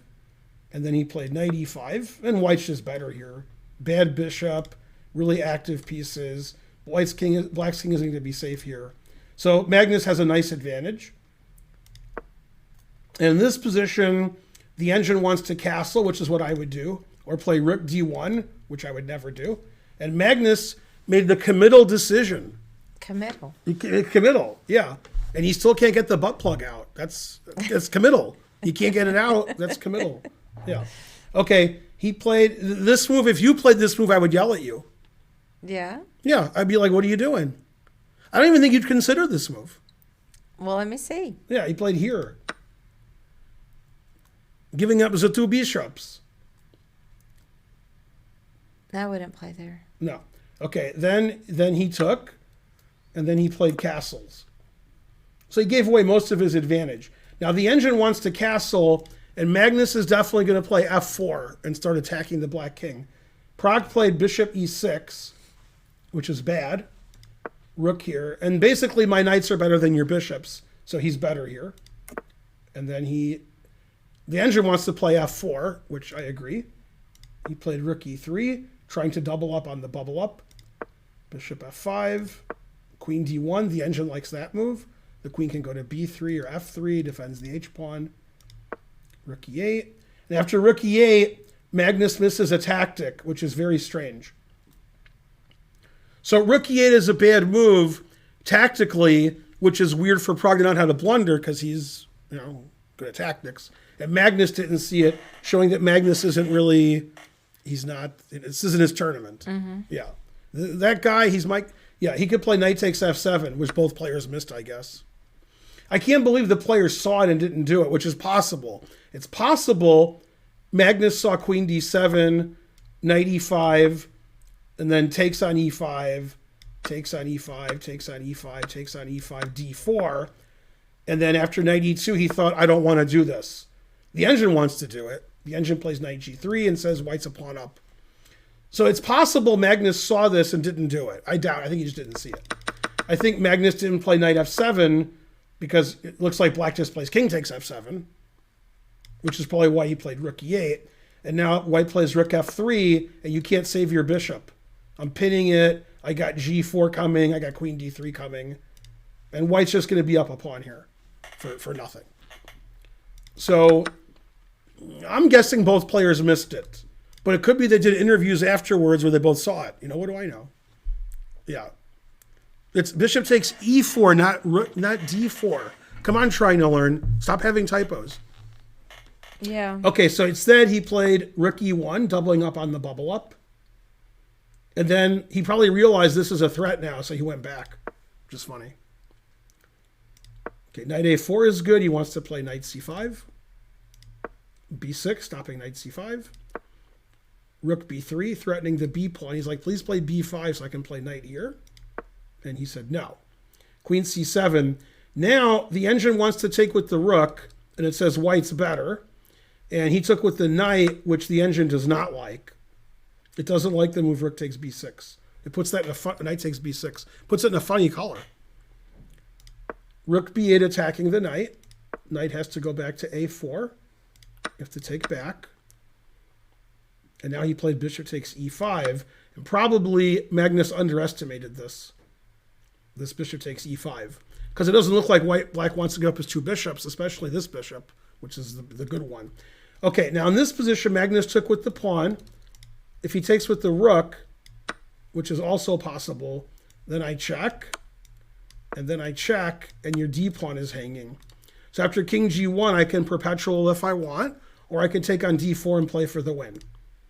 If you play g3, your f pawn's hanging with check, and after queen g3, I can take on d4. So Magnus has to take with the pawn, so he did. Then queen a5 attacks the rook, and it puts pressure on the knight. And I'm going to play d4 attacking your queen, and my d pawn's pretty strong. And this pawn's weak here, so black is fine now. Queen d1, bishop g4. If the queen takes the bishop, the queen takes the rook. Otherwise, you have to lose your pawn or play the very weakening f3. f3 is forced. If you don't play f3, your queen isn't on your rook, your knight and your rook. So it has to be on d1 to defend both. Man, that was a good move. So bishop d7 attacking the knight. That Prognanon had to. Right. The knight has to go to c3. Queen c5 check. d4. In this position, Magnus played the only good move. If you play knight e4, which looks obvious, I play queen takes e5 check. And black is better. Instead, he played rook e4, which is correct. And this gets us to a totally insane, crazy position, which the engine says is correct. Take the knight, take the bishop, and then play c2, giving up your rook with check, because your pawn's going to promote. Obviously, it's black's move. He makes a queen and he wins. Mm-hmm. So white has to do something about that. He played b4, which is correct. He wants to take the queen. Queen has to stay on the c file. He stops rook e1.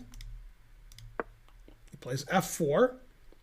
He queens, and he plays f5. Look how exciting it is. Mm-hmm. Okay. So white's threatening mate. f6 check. King h7, queen f7 check, queen g7 mate. So we can't allow that. We can't give up our queen for a pawn because we're down a rook. So we can't really lose a lot of material. And so he played the best move or the second best move? He played the best move.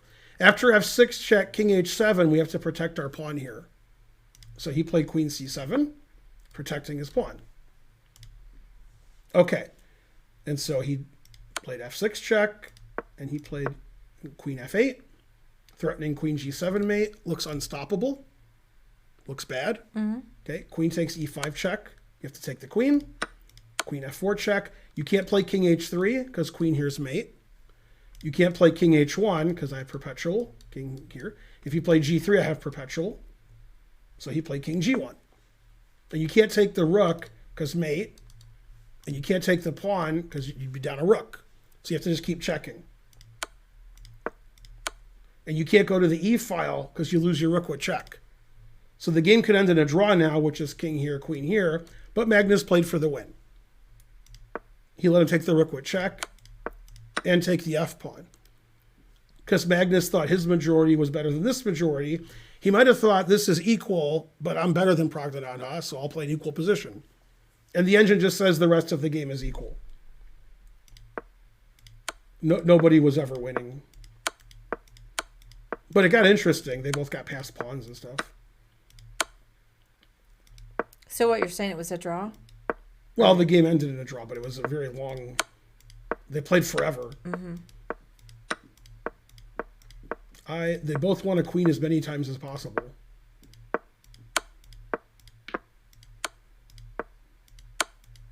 By the way, queen d4 is an excellent move. In this position after queen c3 check, if you move your king, and I queen, even though you have two queens and it's your move, this queen stops queen g8 check, and this queen stops queen h8 check. So if you move your king, and I play queen, then, whoa. I do that like once every 3 months. I click on something and it shows like code and stuff. Although it actually says king here draws, because I have queen e4 check drawing. But Magnus played the simpler move. And this is just a perpetual check. This pawn's too good. Black's up a pawn, but it's meaningless, because my pawn's further advanced. Mm-hmm. So he just perpetualed him. Okay. He didn't play king e4. They put the kings on the middle. So after king e4, this move wins. So people would say, like, I don't know if they did say this, but I'm sure they did. Magnus blundered and they agreed to a draw when Prague was winning. Because when they put the kings in the middle, if king here's a legal move, you have to put this king in the middle first and then put this king in the middle. If you put this king in the middle first, it thinks he played king e4. And then people are like, what? He could have checked and he could have won the queen. You're talking about for the DGT? Right. Whenever one of these moves is played on the last move of the game and it's a blunder, that move wasn't played. That's just putting the kings in the middle. You should know that after several years of that. I think this guy is a friend of the other guy. 3GM is ring with a party of 5. Who was the other guy? I don't know, but Tensor Extension banned him. It's got to be the same guy. How do you raid with 3, then raid with 5? How did he do it? It's got to be the same guy. Another fake raid. I didn't understand. Exactly. Which part, Muhib? Yeah, at the end of the game, the DGT recognizes the result of the game by putting the kings in the middle. If the kings are on white squares, white won. If the kings are on dark squares, black won. If one's on white and one's on black, that's a draw. This position was a draw, so they put the kings here. The DGT board thought white played king e4. And then since black can't play king e5, that was illegal. It didn't do that. So what they should do is put the black king on e5, then put the white king on e4. Then the DGT is like, oh, it's a draw. Instead, it registers king e4, which chess.com still has up. Mm-hmm. Then it says it's a draw, and the crowd is like, what? He blundered his queen, and they agreed to a draw. And that never, ever, ever happens when the kings are here. That's never the last move, and as nobody's blundering. That's just the arbiters put the kings on the wrong square. Also, if the arbiters or players put the kings on the wrong color, which they do half the time, it registers the wrong result. So they put like, oh wait, they're not on white, they're that happens a lot too, etc. Prague corrected it. Go Prague. This game, Magnus put the black on a white square also.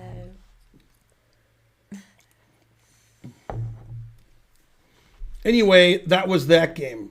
Interesting game. So Magnus had chances to win at various points of the game, but never did. And in fact, in this position, it doesn't like the move a4. Although the move it does like is queen check, then a4. So that's ridiculous. Stupid computer. Yeah, I thought the game was interesting. Yeah, good game. Good job. You love 3GM? We would be remiss if we didn't show Maksudlu winning. We'll just get to the end of the game. Bam! Okay, as you can tell, without seeing the opening, this was a Grunfeld. This is the most obvious Grunfeld ever, because black has 2 passed pawns on the queen side, and this bishop, and white has a passed d pawn in the 6th rank. This is the most Grunfeld ever. Well, I don't know the Grunfeld. Thanks, Sven Beingold. So it wasn't obvious to me. And you know who it's even more obvious to is Fiddler, because he plays the Grunfeld. Okay. Yeah, this is a typical Grunfeld line. And this position, white is slightly better, and white only has one good move, and Maksudlu found it. Okay, and it's not that hard to find. Now, black wants to do this. Okay, white wants to play queen f7 check, but there's one problem. Queen is defending it. Yeah. Okay, so he made this bad, and he made this good. So that was the right move. What move is that? What did white do, which actually threatens this and stops this? Although technically it doesn't stop it, but it looks like it stops it, so that's good enough. How do you get the queen off of this f7 pawn? I'm looking. Let's look for a second.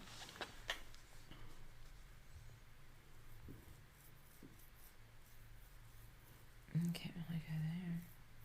Yeah, the Indian teenagers aren't doing great this tournament. They're not coming in first, second, and third. They're coming in like 9th, 11th, and 14th. You know, man, chess is tough. Yeah, I don't know. I don't see it. Okay, so he blocked the queen. Played rook c4. Now the queen doesn't defend f7. If you play b3, I can take your bishop. You can still play b3, but okay, you can't play b3 now because you I made looked it. at that move. Okay, now this is very funny. This position, black can play f6 or f5, and that's it.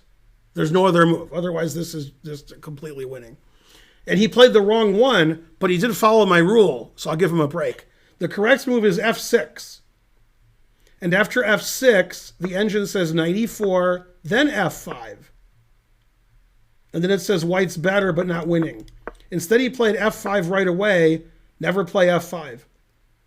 And now he's just losing because I played g takes f.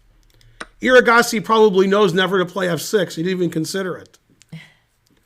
Now white's crashing through and black is queening. That's what's supposed to happen in this Grunfeld line. And then whoever's first wins and white's first. So too bad for Iragasi. Okay, he played h6, putting it in h, attacking the knight. And now white made a mistake. Never play f6. Knight e4 is the winning move. And he played f6. Never play f6. And now he's not winning anymore. And the reason he's not winning is totally insane. He took, allowing f7 check. God damn, they just moved his king. Then he took the rook and made a queen. And now you can take either queen, confusing the audience. Taking this queen loses immediately because if bishop takes g5. But taking this queen is fine. Okay, now he played the best move, queen f7, and black made triple question mark move and lost the game. Okay, what he needs to do is he can check on the back rank and then play queen f5. That's one thing he can do. Or he can check on the back rank here and play bishop to b3. Oh no, this actually loses. You have to play queen here. This is the only move. And then bishop b3. And the engine says this is a draw. Although it gives really long, complicated variation and says white's better by like 0.3. All right. And he was in time trouble as move 35, and he made the worst move in chess history. By the way, I would play this move. It looks good to me. He played bishop e8, losing instantly. And he thought, queen takes bishop, queen takes rook. Hooray. And his bishop's defending. Pretty good. Okay, and that loses to queen takes bishop, which wins. But queen takes f4 wins more. You know what's funny about this position? This is like if he took the other queen. And he left this queen here. It's funny how that worked. Yeah, they switched queens. Now it says that black resigns. Because white's queening and black's getting mated. So he played b3, d7. He wants to open up the rook on the back rank and open up the queen here and queen his own pawn. Bishop d7, and then queen f7. Now he's threatening rook h4 checkmate. He got the bishop off of e8. That was a clear deflection sacrifice. And he's threatening bishop f6 and bishop f8. Although mainly bishop f6, because if bishop f8, you can check and go here. So this move is winning, and this move is incredibly winning. But he was in time trouble, so I'll give him a break. Okay, now he has to play king g2. This move doesn't win because of queen e5 check. So, but this move does win. Bishop h3 check. And now white has one move that wins. This would be a really good puzzle position for us. One move that wins here. What's funny is it's move 40, so you got like there's no time left on his clock. Let me see what happens if you take it. And you get checked. This is even better than Shirov's bishop h3. And by the way, basically I say this every stream, so it's like old man yells at cloud. But the people who say chess is dead and chess is a draw and chess is boring, as I've said every stream, that's because of the players, not because of chess. When you guys play chess, whoever you are, you blunder, then your opponent blunders, then you blunder, and then one of you is up 2 queens and stalemates the other person. Okay, chess isn't boring. If you're 27 and 2800 and you want to play 25 moves of prep and then offer a draw, okay, then chess is boring. But you don't have to do that. Oh, yeah. These guys are top 30 in the world, and they have the most exciting game ever where both sides are getting mated. I mean, don't you just take the bishop? No. No? No, if you take the bishop, I have perpetual check. Queen check. And the thing is, you can't move your king to f4 ever because queen takes pawn check wins your queen. So your king is sort of limited where it can go. Okay, you can't play king f4. Obviously, if you go to the h file, I just keep checking you. Mm-hmm. So you have to go here if you want to win. Right. There's no other winning attempt. Then I go here.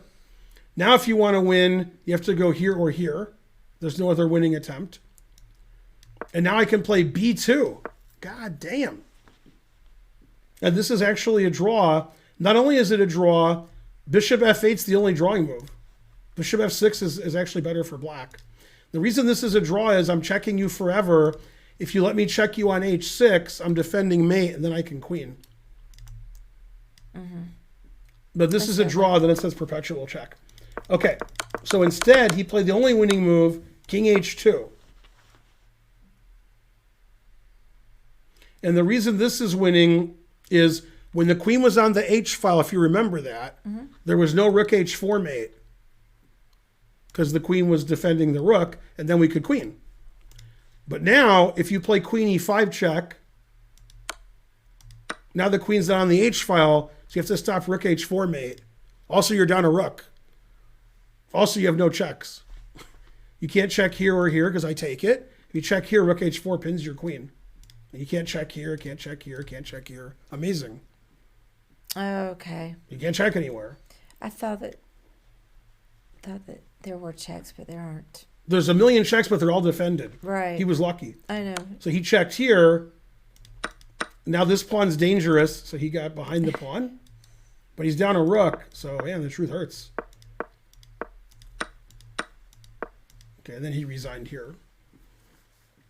So Maksudlu did really well in time trouble, like finding king h2, then king h3. And the game was totally crazy and insane. Grunfeld, both sides had winning chances. And that's the way those guys like to play. Iragassi's having a bad tournament. And Parham was having a bad tournament until the last 4 rounds. The first 8 rounds, no good. The last 4 rounds, pretty good. So he's coming into form. And even though Maksudlu looks like he's about to retire, he's only like 19, 20 years old. And he was barely kicked off of Lee Chess and Chess.com.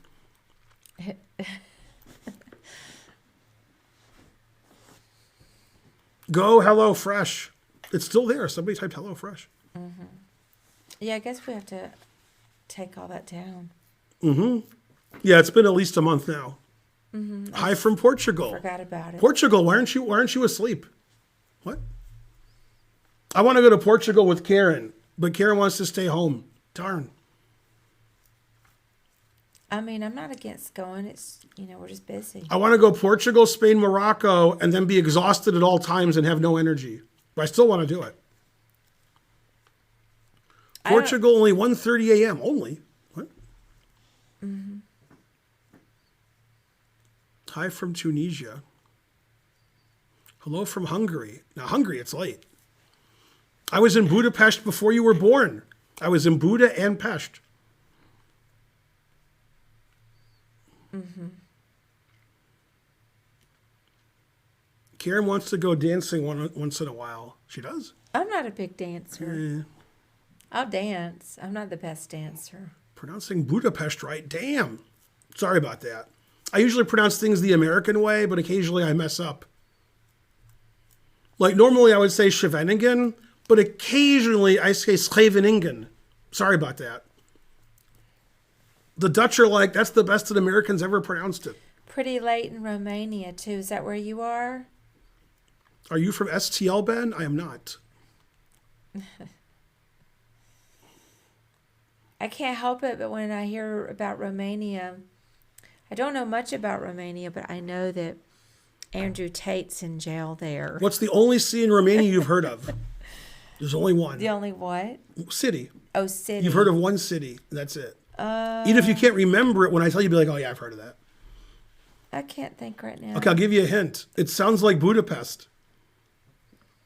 Bucharest. There you go. Bucharest. Yeah, that's right. Bucharest, yeah. Yeah, 2:30 in Germany. You should go to the dentist if it's 2:30. Everybody keeps asking if the Arjun who's playing here is the Arjun from St. Louis. Terrible.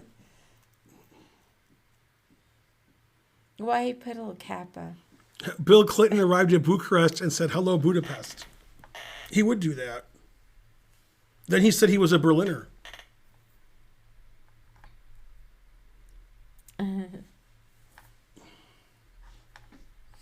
If anybody in the chat is from India, and you are, tell the rest of the chat how many Arjuns there are in India. God damn. There's more Arjuns in India than people in India. That's how common the name is. What? Well, Lost Kid Ben has done hundreds of lectures since St. Louis in the same style. You should check them out on our 2 YouTube channels. I'm the best player from Fiji Island. Now, I have a story about that. There's a doctor, it's probably him. There's a doctor in St. Louis who works at Barnes Jewish Hospital, the big hospital in St. Louis. And he played for one of those island country teams because he was from there and he plays for that federation. And he was like 1800. I wonder if that's you. I don't know if it was Fiji, but it was something like that. I'm 14. Yes, I'm a doctor. Mm-hmm. Portugal. Now, hopefully he's referencing The Simpsons Family Guy? I think it's a Family Guy episode. There's a Family Guy episode where they do a cutaway and he says, man, you're more strict than an Asian family. Then they cut away to an Asian family. And this kid's studying in his room and the dad comes in with an Asian accent and says, are you doctor yet? No, Dad, I'm 14 with no Asian accent. And he says, you don't come out of your room until you doctor. Then he closes the door on him, smashes the door. It was good they gave the kid no accent and the dad the accent. Yeah, I've seen that. They did a good job there. And then I had an Asian friend who told me that was basically true, what they showed there. He agreed with that sentiment. Are there as many Arjuns in India as Bens in America? There are more Arjuns in India than Bens in America. Oh, Dad, I'm 12. Talk to me when you doctor. That's right. Mm-hmm. Well, what's the plan, Stan? Well, look at more games. Okay. I'm done with that game. Okay, now what round is this? Let's go to round 11. Magsudlu won again. All right, we'll skip 11. Round 10? Yeah, we didn't look at Magsudlu losing. So Magnus won in round 10. Then he drew rounds 11 and 12. So he can't win the tournament anymore because there's only one round left. But he tried. He failed miserably. By the way, for reasons I don't understand, Magsudlu's a really good opponent for Magnus. Magnus has a really good score against Magsudlu. Every tournament, he beats him everywhere. And it sort of reminds me of Kasparov and Shirov. Shirov never beat Kasparov. They played like 40 times. Thanks, Sven Beingold. Are you playing subs tonight? I already did that. So, no, wait a minute. Magsudlu's the one, he got his account suspended? I believe so. On Lee Chess? I believe so. The chat knows more than that I do. Did he get it back and Magnus plays him? Ah, that's a good one. Yeah.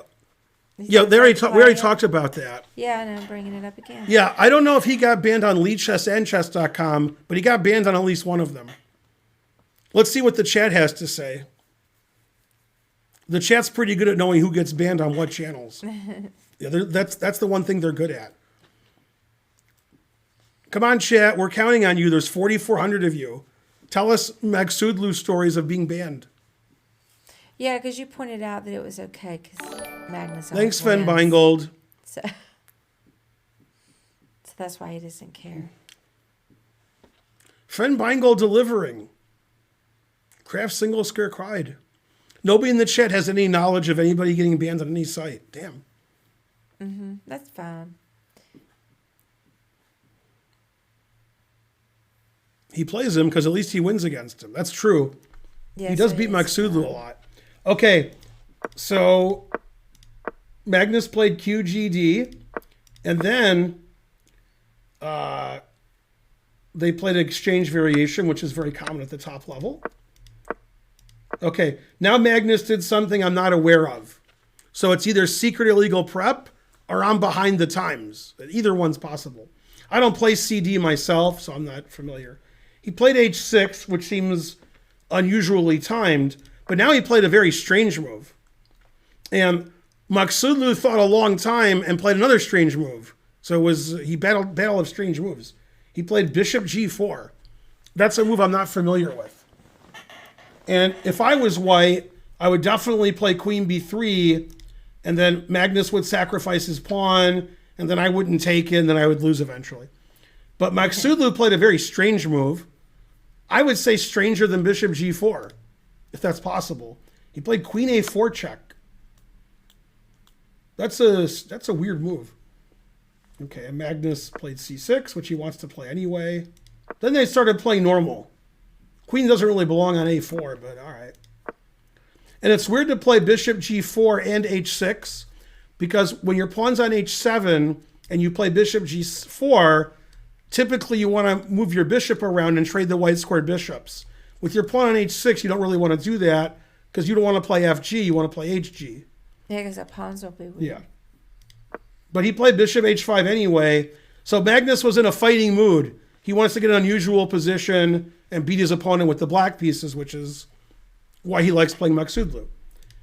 Okay, Queen C2. Now if you play Bishop G6, I simply win a pawn. And Magnus played C5, tried to punish the queen going back and forth and the king being in the center. And if white does play G4 and black plays Bishop G6 and white wins this pawn, the F file's open, the E file's open, there's attack in the center, and the white king doesn't really have anywhere safe to go to because he played G4. So he played G4 anyway because he's Magsudlu. Enja does not approve. C takes D4, E takes D4, Bishop G6, and again, Magsudlu didn't care. He's trying to refute what Magnus is doing, so he takes twice. And in this position, Magnus played a brilliant move, which I'm assuming Magsudlu didn't really look at very much, because it's not a move that would be on my radar right away. Somebody have to tell me there's a brilliant move or I wouldn't see it. And I think black has compensation for a pawn anyway, because white's king doesn't really have anywhere safe to go, and white's not ready to, white hasn't completed development yet. But Magnus took his pawn back right away. Knight takes G4, confusing the audience. And it's not a complicated calculation. If you take the knight, take the bishop. If you take the bishop, I take back with check. So, okay, he played Queen E6 check, and that attacks this bishop. So we must play Rook F7, which he did. Now, if you take the bishop, I take with the rook, and I pin your... Actually, I can't take with the rook, because it's illegal. But I should still do it. Damn, I can't do it. I take with the queen, and this position's better for black, because white's pawn structure is all messed up. Not winning, but better. So he took on G4. He took, and we have even material. The F pawn is hanging, and the D pawn is hanging. So those are all the best moves? Yes. And now, in this, yes, those were all best.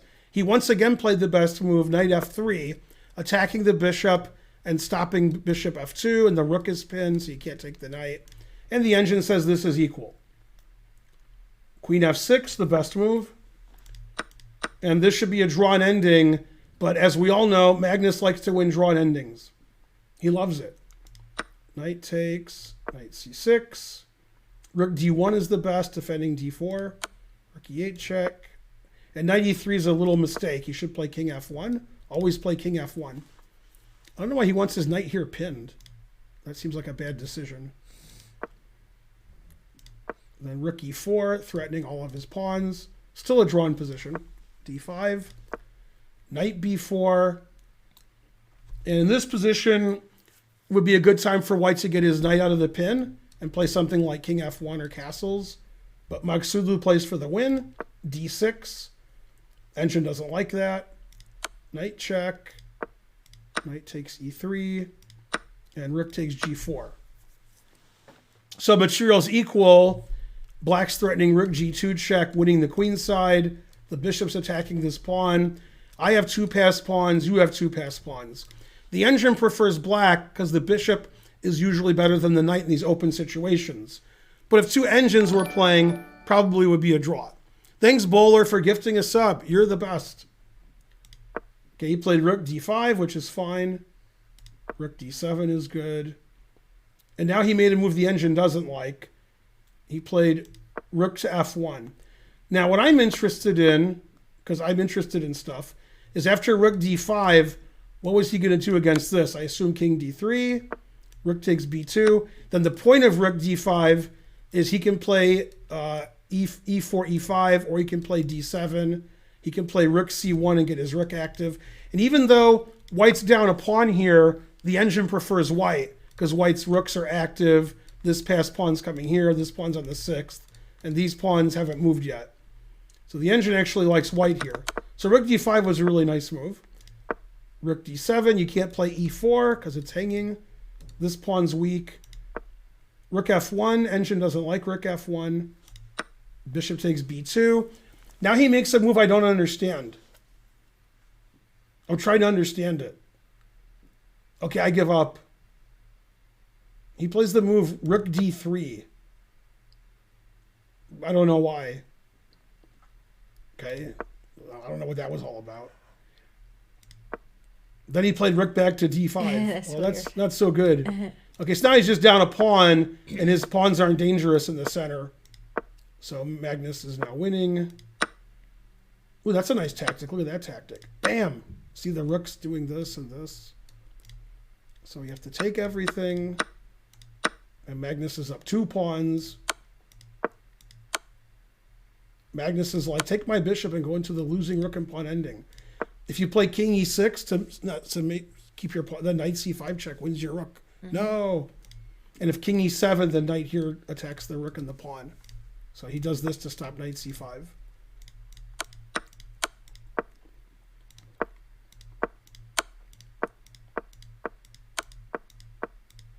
Yay, past b pawn. If you play e5, I play rook e6. Yeah, that's actually what happened. Yeah, this is an important move, rook c5. If you don't play rook c5, you're not going to win. You got to keep the white king away from here. Yeah, now we get a famous position. When the king and pawn get up here, what's that called? It's called something. This has a name. I get what you're saying. I'm trying to think. It was in my lecture on Monday if you attended, which you didn't. Is it the Philidor? Close. That's the other one. Oh, Lucina? Yeah. Yeah. I always get the two reversed. Yeah. Then he resigned. Yeah, if you move your king somewhere, doesn't matter where. King here, and then this is the quote-unquote building a bridge, which I'm not sure why it's called that. And then you block with the rook. So he resigned after here. Oh, yeah, I need to go back over all that. So basically, the game was about equal in a very complicated fashion. Then as soon as it got sort of simple, in this position, where white's up a pawn and black has compensation, instead of playing something simple like moving your king so it's not pinned anymore, he did lose a pawn anyway, but his d pawn got captured instead of queening. If these pawns had gotten good, it would have been good for white. And obviously Maksudlu saw this, but he misevaluated. And I really don't understand the move rook d3. I don't get it. Although, to be honest with you, I don't understand rook f1. Rook f1, if you play rook check, I can block. But, I mean, that's not... What's that? Very strange way of playing. So, basically, until this position, the game was about equal, and then Maksudlu just got completely outplayed in the endgame and lost. Just how Magnus likes it. And since then, Maksudlu's been winning, and Magnus has been drawing. But still, Magnus has a lot more points. Okay, we got time for one more game. This is with two players who aren't doing very well, Pragdananta and Gukesh. And I think this might have been Gukesh's first good result after lots of blunders. Go Gukesh. I did a lecture on Gukesh, like, I don't know, 6 months ago. Yeah. Okay, so they played symmetrical English. And then d4 was played. I've had white and black in this position, but it's been many, many years. To prevent bishop b4, white played the slow a3. And that indicates that white wants to play e4, but doesn't want to deal with bishop b4. And that's what happened. Then he played the knight back to f3. He has this bind, and he doesn't want to trade pieces. And he wants to play e5, so his knight's defending e5. Queen a5. Pinning the knight and stopping it. Bishop d2. Queen h5. Put it in h. And he plays rook g1 because that's what Karen would play. Now, rook g1's not a good move, but it's theory. This is preparation because the players were playing fast. So white wants to push his pawn here, and the queen has not a lot of squares to go to. d5. I remember the players were playing fast here, so this is their prep. So equal material. F pawn is hanging. And he plays queen e2. This is funny. So if you take this, watch this tactic. You watching? I just take it. You win my queen, and then I play knight f6 check, winning your queen. Oh, okay. And queen e2 is the best move, and it was played so quickly, it's still his prep. You can see he's only used like 4 or 5 minutes on his clock, and they're at move 14. But he played this really fast, so he must have known this. Then black played the best move, another move that seems very unlikely. $20 from Puzzle Pawn. Yay. Hey, Puzzle Pawn. Did you eat the legendary pea soup at Vike? I did. How was it? It was okay. Good question. It's 30 years ago. Okay, so now, remember that trick I just showed you? White played knight f6 check. So black played f5. Now you can't play knight f6 check. So now I'm threatening to take this, and this opens up the center to white's king. And again, the players were playing pretty quickly, so I think they knew this. Tooth hurts described. The tooth hurts. Okay, then knight f4. That's the best move, attacking the queen. Queen goes to f7. Rook to g2. Now the engine hates rook to g2. So I guess they're out of their prep now. As you can see, 115. So he's out of his prep. And he wants him to castle queen's side and says it's about equal. Well, it's a crazy, crazy position. This move's too slow and is bad. Thanks, Sven Beingold. Did you see the pea soup scene from The Exorcist? Probably. I mean, but it was 1,000 years ago. Projectile vomiting. Okay, so now, after rook g2, now Pragdananta blundered. F takes e4 is very strong for black. And actually, white has to play knight g5 here. If you play queen takes e4, winding up your queen and king, then rook e8 is easily winning. And after knight g5, the engine says black is winning by playing queen f5, defending his knight and attacking this knight. And it really hates his position here. It gives this really complicated tactic. Probably both players saw this. Takes, check, winning the bishop. Takes this. And now black can play rook f5, which maybe the players missed. Forking here. And this should be winning for black. So instead of taking on e4 and probably having a winning position, He played queen e7. And now after e5, white is probably better. Knight e5, long castle. And black is up a pawn, but white doesn't mind being down that pawn because he has this attack. The bishop's coming to c3. This bishop's not very good. The rook's not very good. So this actually is better for white. Bishop d6, bishop c3. That's a nice bishop on c3. Takes. Bishop e6. Put it in h. The engine doesn't like this move. It wants to take the bishop and then play h3. Personally, I don't see a difference. Let's see what the difference is. He made a horrible blunder here, losing immediately. So after h3, let me refresh. Always refresh. I break the computer sometimes when whoa. I blame chess.com because I don't want to blame myself. Okay, after h3, we can stop knight takes e6 by taking on f4 and then play knight f6. And the engine says black is okay here. And instead, he played bishop e5, double question mark. Now that's a complicated move. Your knight's attacked, and you play bishop e5. Now here's his idea. He wants to take the bishop. If you take with the queen, rook c8 pins. If you take with the pawn, queen takes a3 check.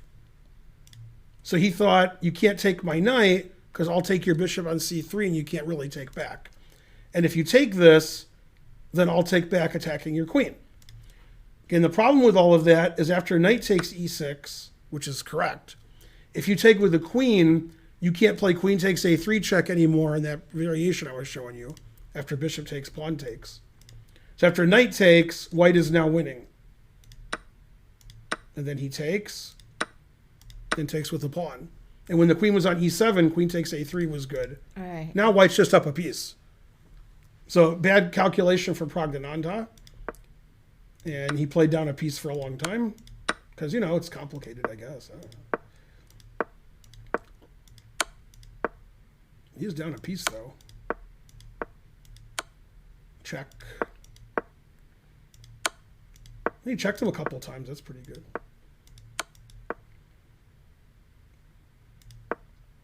Rook g8 is a bad move, it says, but because it allows mate. Bishop c4. Queen here, threatening rook here mate, and queen here mate. And here he resigned because he's out of checks.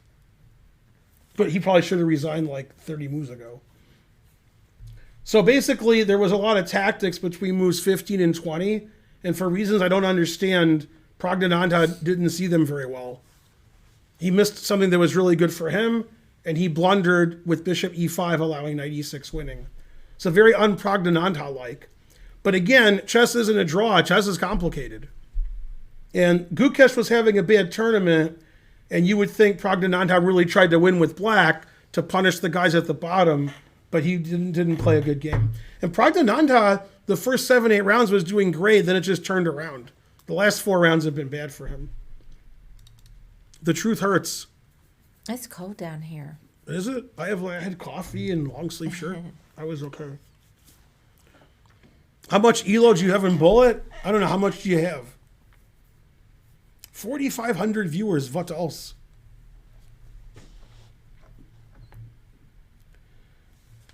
Well, what are we going to do? Are we done with streaming? We can do 2 puzzles. We can't be done with streaming. We're on Chess TV. Oh, till 9. We can never be done with streaming. I didn't notice what time it was. It's time to do puzzles. We can do a couple of puzzles. We didn't do any puzzles But yet. I want to end right at 9 just for myself because I have to go get ready to leave. All right, I solved it. I actually didn't look at it yet. Wait. I just said I solved it. You are pretty quick. That's what she said. She just said it. Let's see here. I literally and figuratively don't know.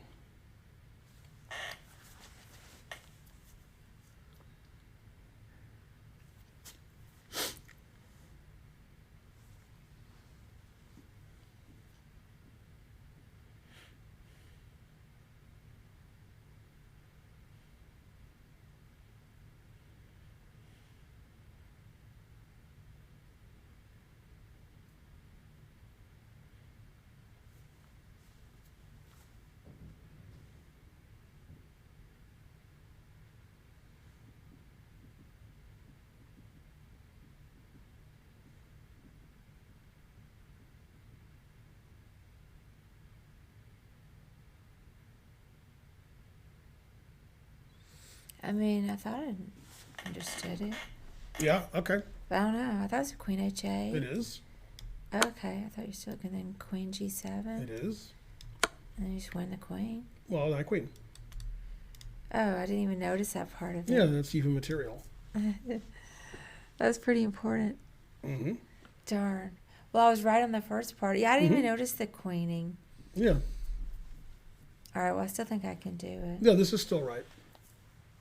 Okay. Let's see. Check.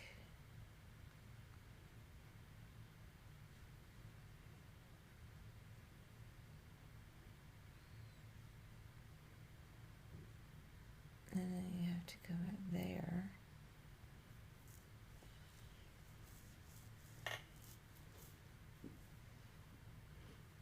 It's puzzled pawn.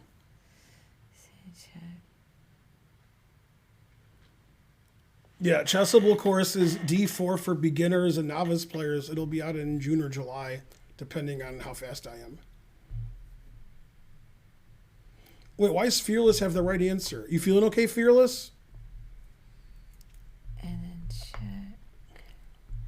You chessable course. down. No, it's for you, the chessable course. And then there.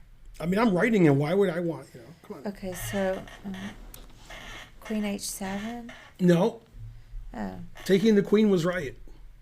oh, it was. Yeah. Then you have to figure out what to do here. Well, go ahead with it. I already You missed check here. He has one legal move. Then you check here. And if he takes your knight, you're up a queen. He'll probably take the knight. Yeah, because if you play king takes, there's bishop here check. it. Oh, okay, yeah. So you take, then it'll stop. And then in that position, if it didn't take your knight, and it played king here, then this is mate. Hey, go back and let me look at why mine's bad. Okay. King G4, draw.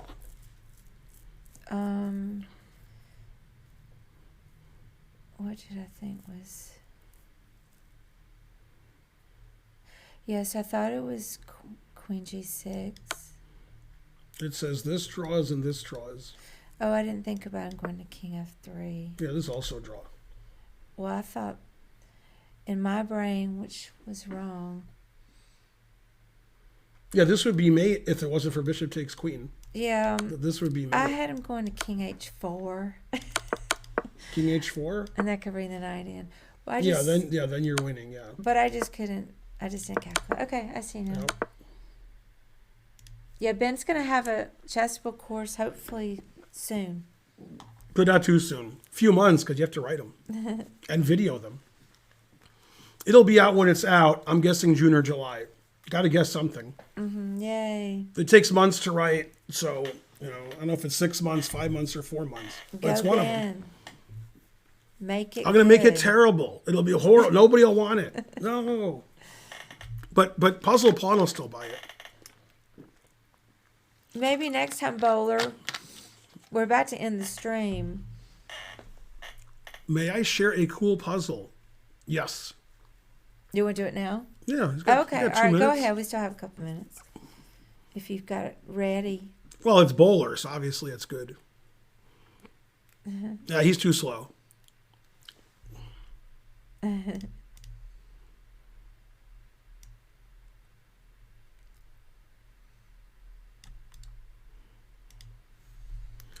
Then I have to do something. Play, and then I have to do... Let's see, what do I have to do?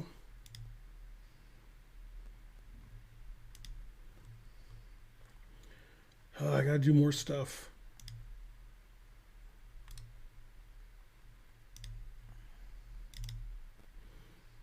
Okay, that's to turn all the analysis off. It's all off.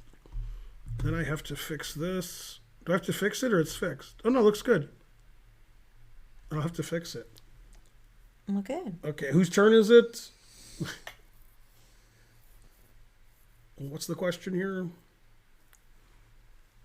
Is it black to play and win? White to move? White to move. White to move and win, or just white to move in general? You said it's a defensive puzzle. What? A lot of times they don't tell you what the outcomes was. White to move. Just white to move. Well, white can take this, or white can take this. It's one of those two. Well, I was going to look at it too. If you're going to tell me the answer, then Yeah. All right, so I know the answer to the puzzle, and I know why it's the answer, and so forth. What? It's on the wrong window. Oh. We don't have like a real-time window. All right. Mm-hmm. Yeah, this is a good puzzle because you're like 1,300. That's the level this is for. So it's perfect for you. It's probably too hard for Bowler. Oh, snap. That'll teach you not to give 10 subs.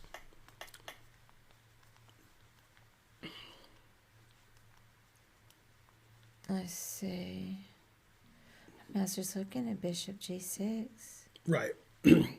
So the reason it's a puzzle is you're supposed to look at this move and this move, and then you're supposed to be attracted to that move because after knight takes, there's mate. So like somebody in the chat wrote that. They wrote rook takes, knight takes, mate. They were attracted by that. Mm-hmm. Okay.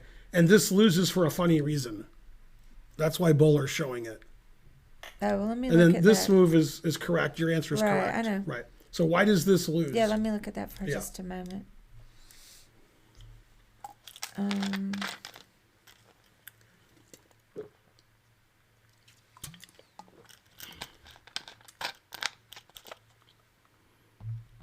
Let's see. Puzzle Pawn's banned for having such a bad answer.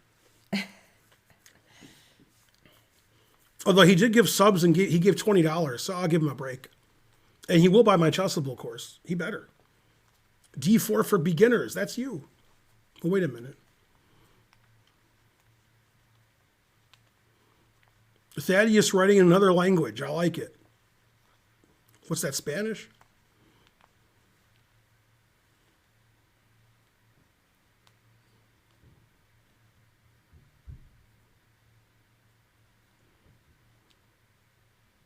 Poker Stars has 4,000 viewers? Wonder what they're doing. There's a big tournament in the Bahamas right now. Oh, it's the final table, yeah? Everybody's there. Oh, that's why they have 4,000 viewers. Yeah. Mm-hmm. Let's see.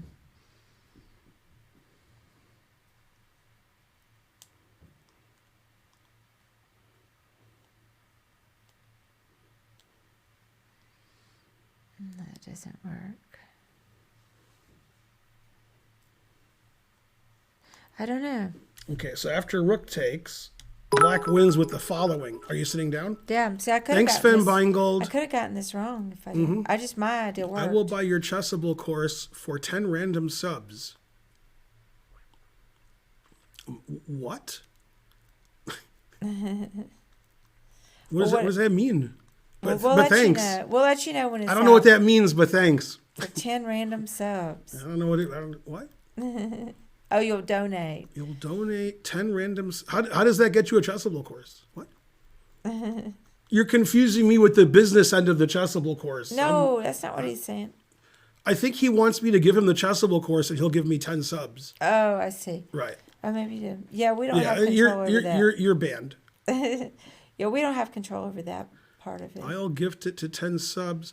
Oh, by buying them on Chessable. Oh. Okay, here's what he means. Yeah. What he means is really good. Okay. He means he'll buy 10 Chessable courses and give them to 10 subs. Oh, nice. That's what he means. Oh, that's so nice. That's a great idea. Yeah, now you're making sense. And you also mean the video one, which costs like 10 times as much. So, man, you're in trouble now. God damn. Thank you, Finn. Okay, are you ready? You sitting down? Yeah. Bam! I was looking at that. That was first played in the game Gotcha versus Bitch. I see now. The fork. I was could have Yeah, then you're up a rook. Shit. Yeah, and then Bowler plays that with black and still loses. Terrible. I know I would. All right. All right, I have to really get going now. Mm-hmm. Because I'm watching your Ivanchuk video. Your new Ivanchuk video. That video was made 2 years ago. But thanks. Oh, they got moved over. Mm-hmm. I saw that. Yeah, we have a lot of videos on our Chess Club channel that we're slowly moving over to our channel And then we'll get rid of the chess club channel in 2 or 3 years. Yeah, because you're we lucky. really didn't like having the 2 channels. The other one's not getting new material. I guess I'll raid Chess Bra, or I could raid CL Smith 15. I haven't raided him in a long time. Yeah. Those are your options. Yeah, whatever you think. Doesn't matter to me. Bye, guys. Have a great See you guys evening. tomorrow. Same time. It'll be 5 minutes.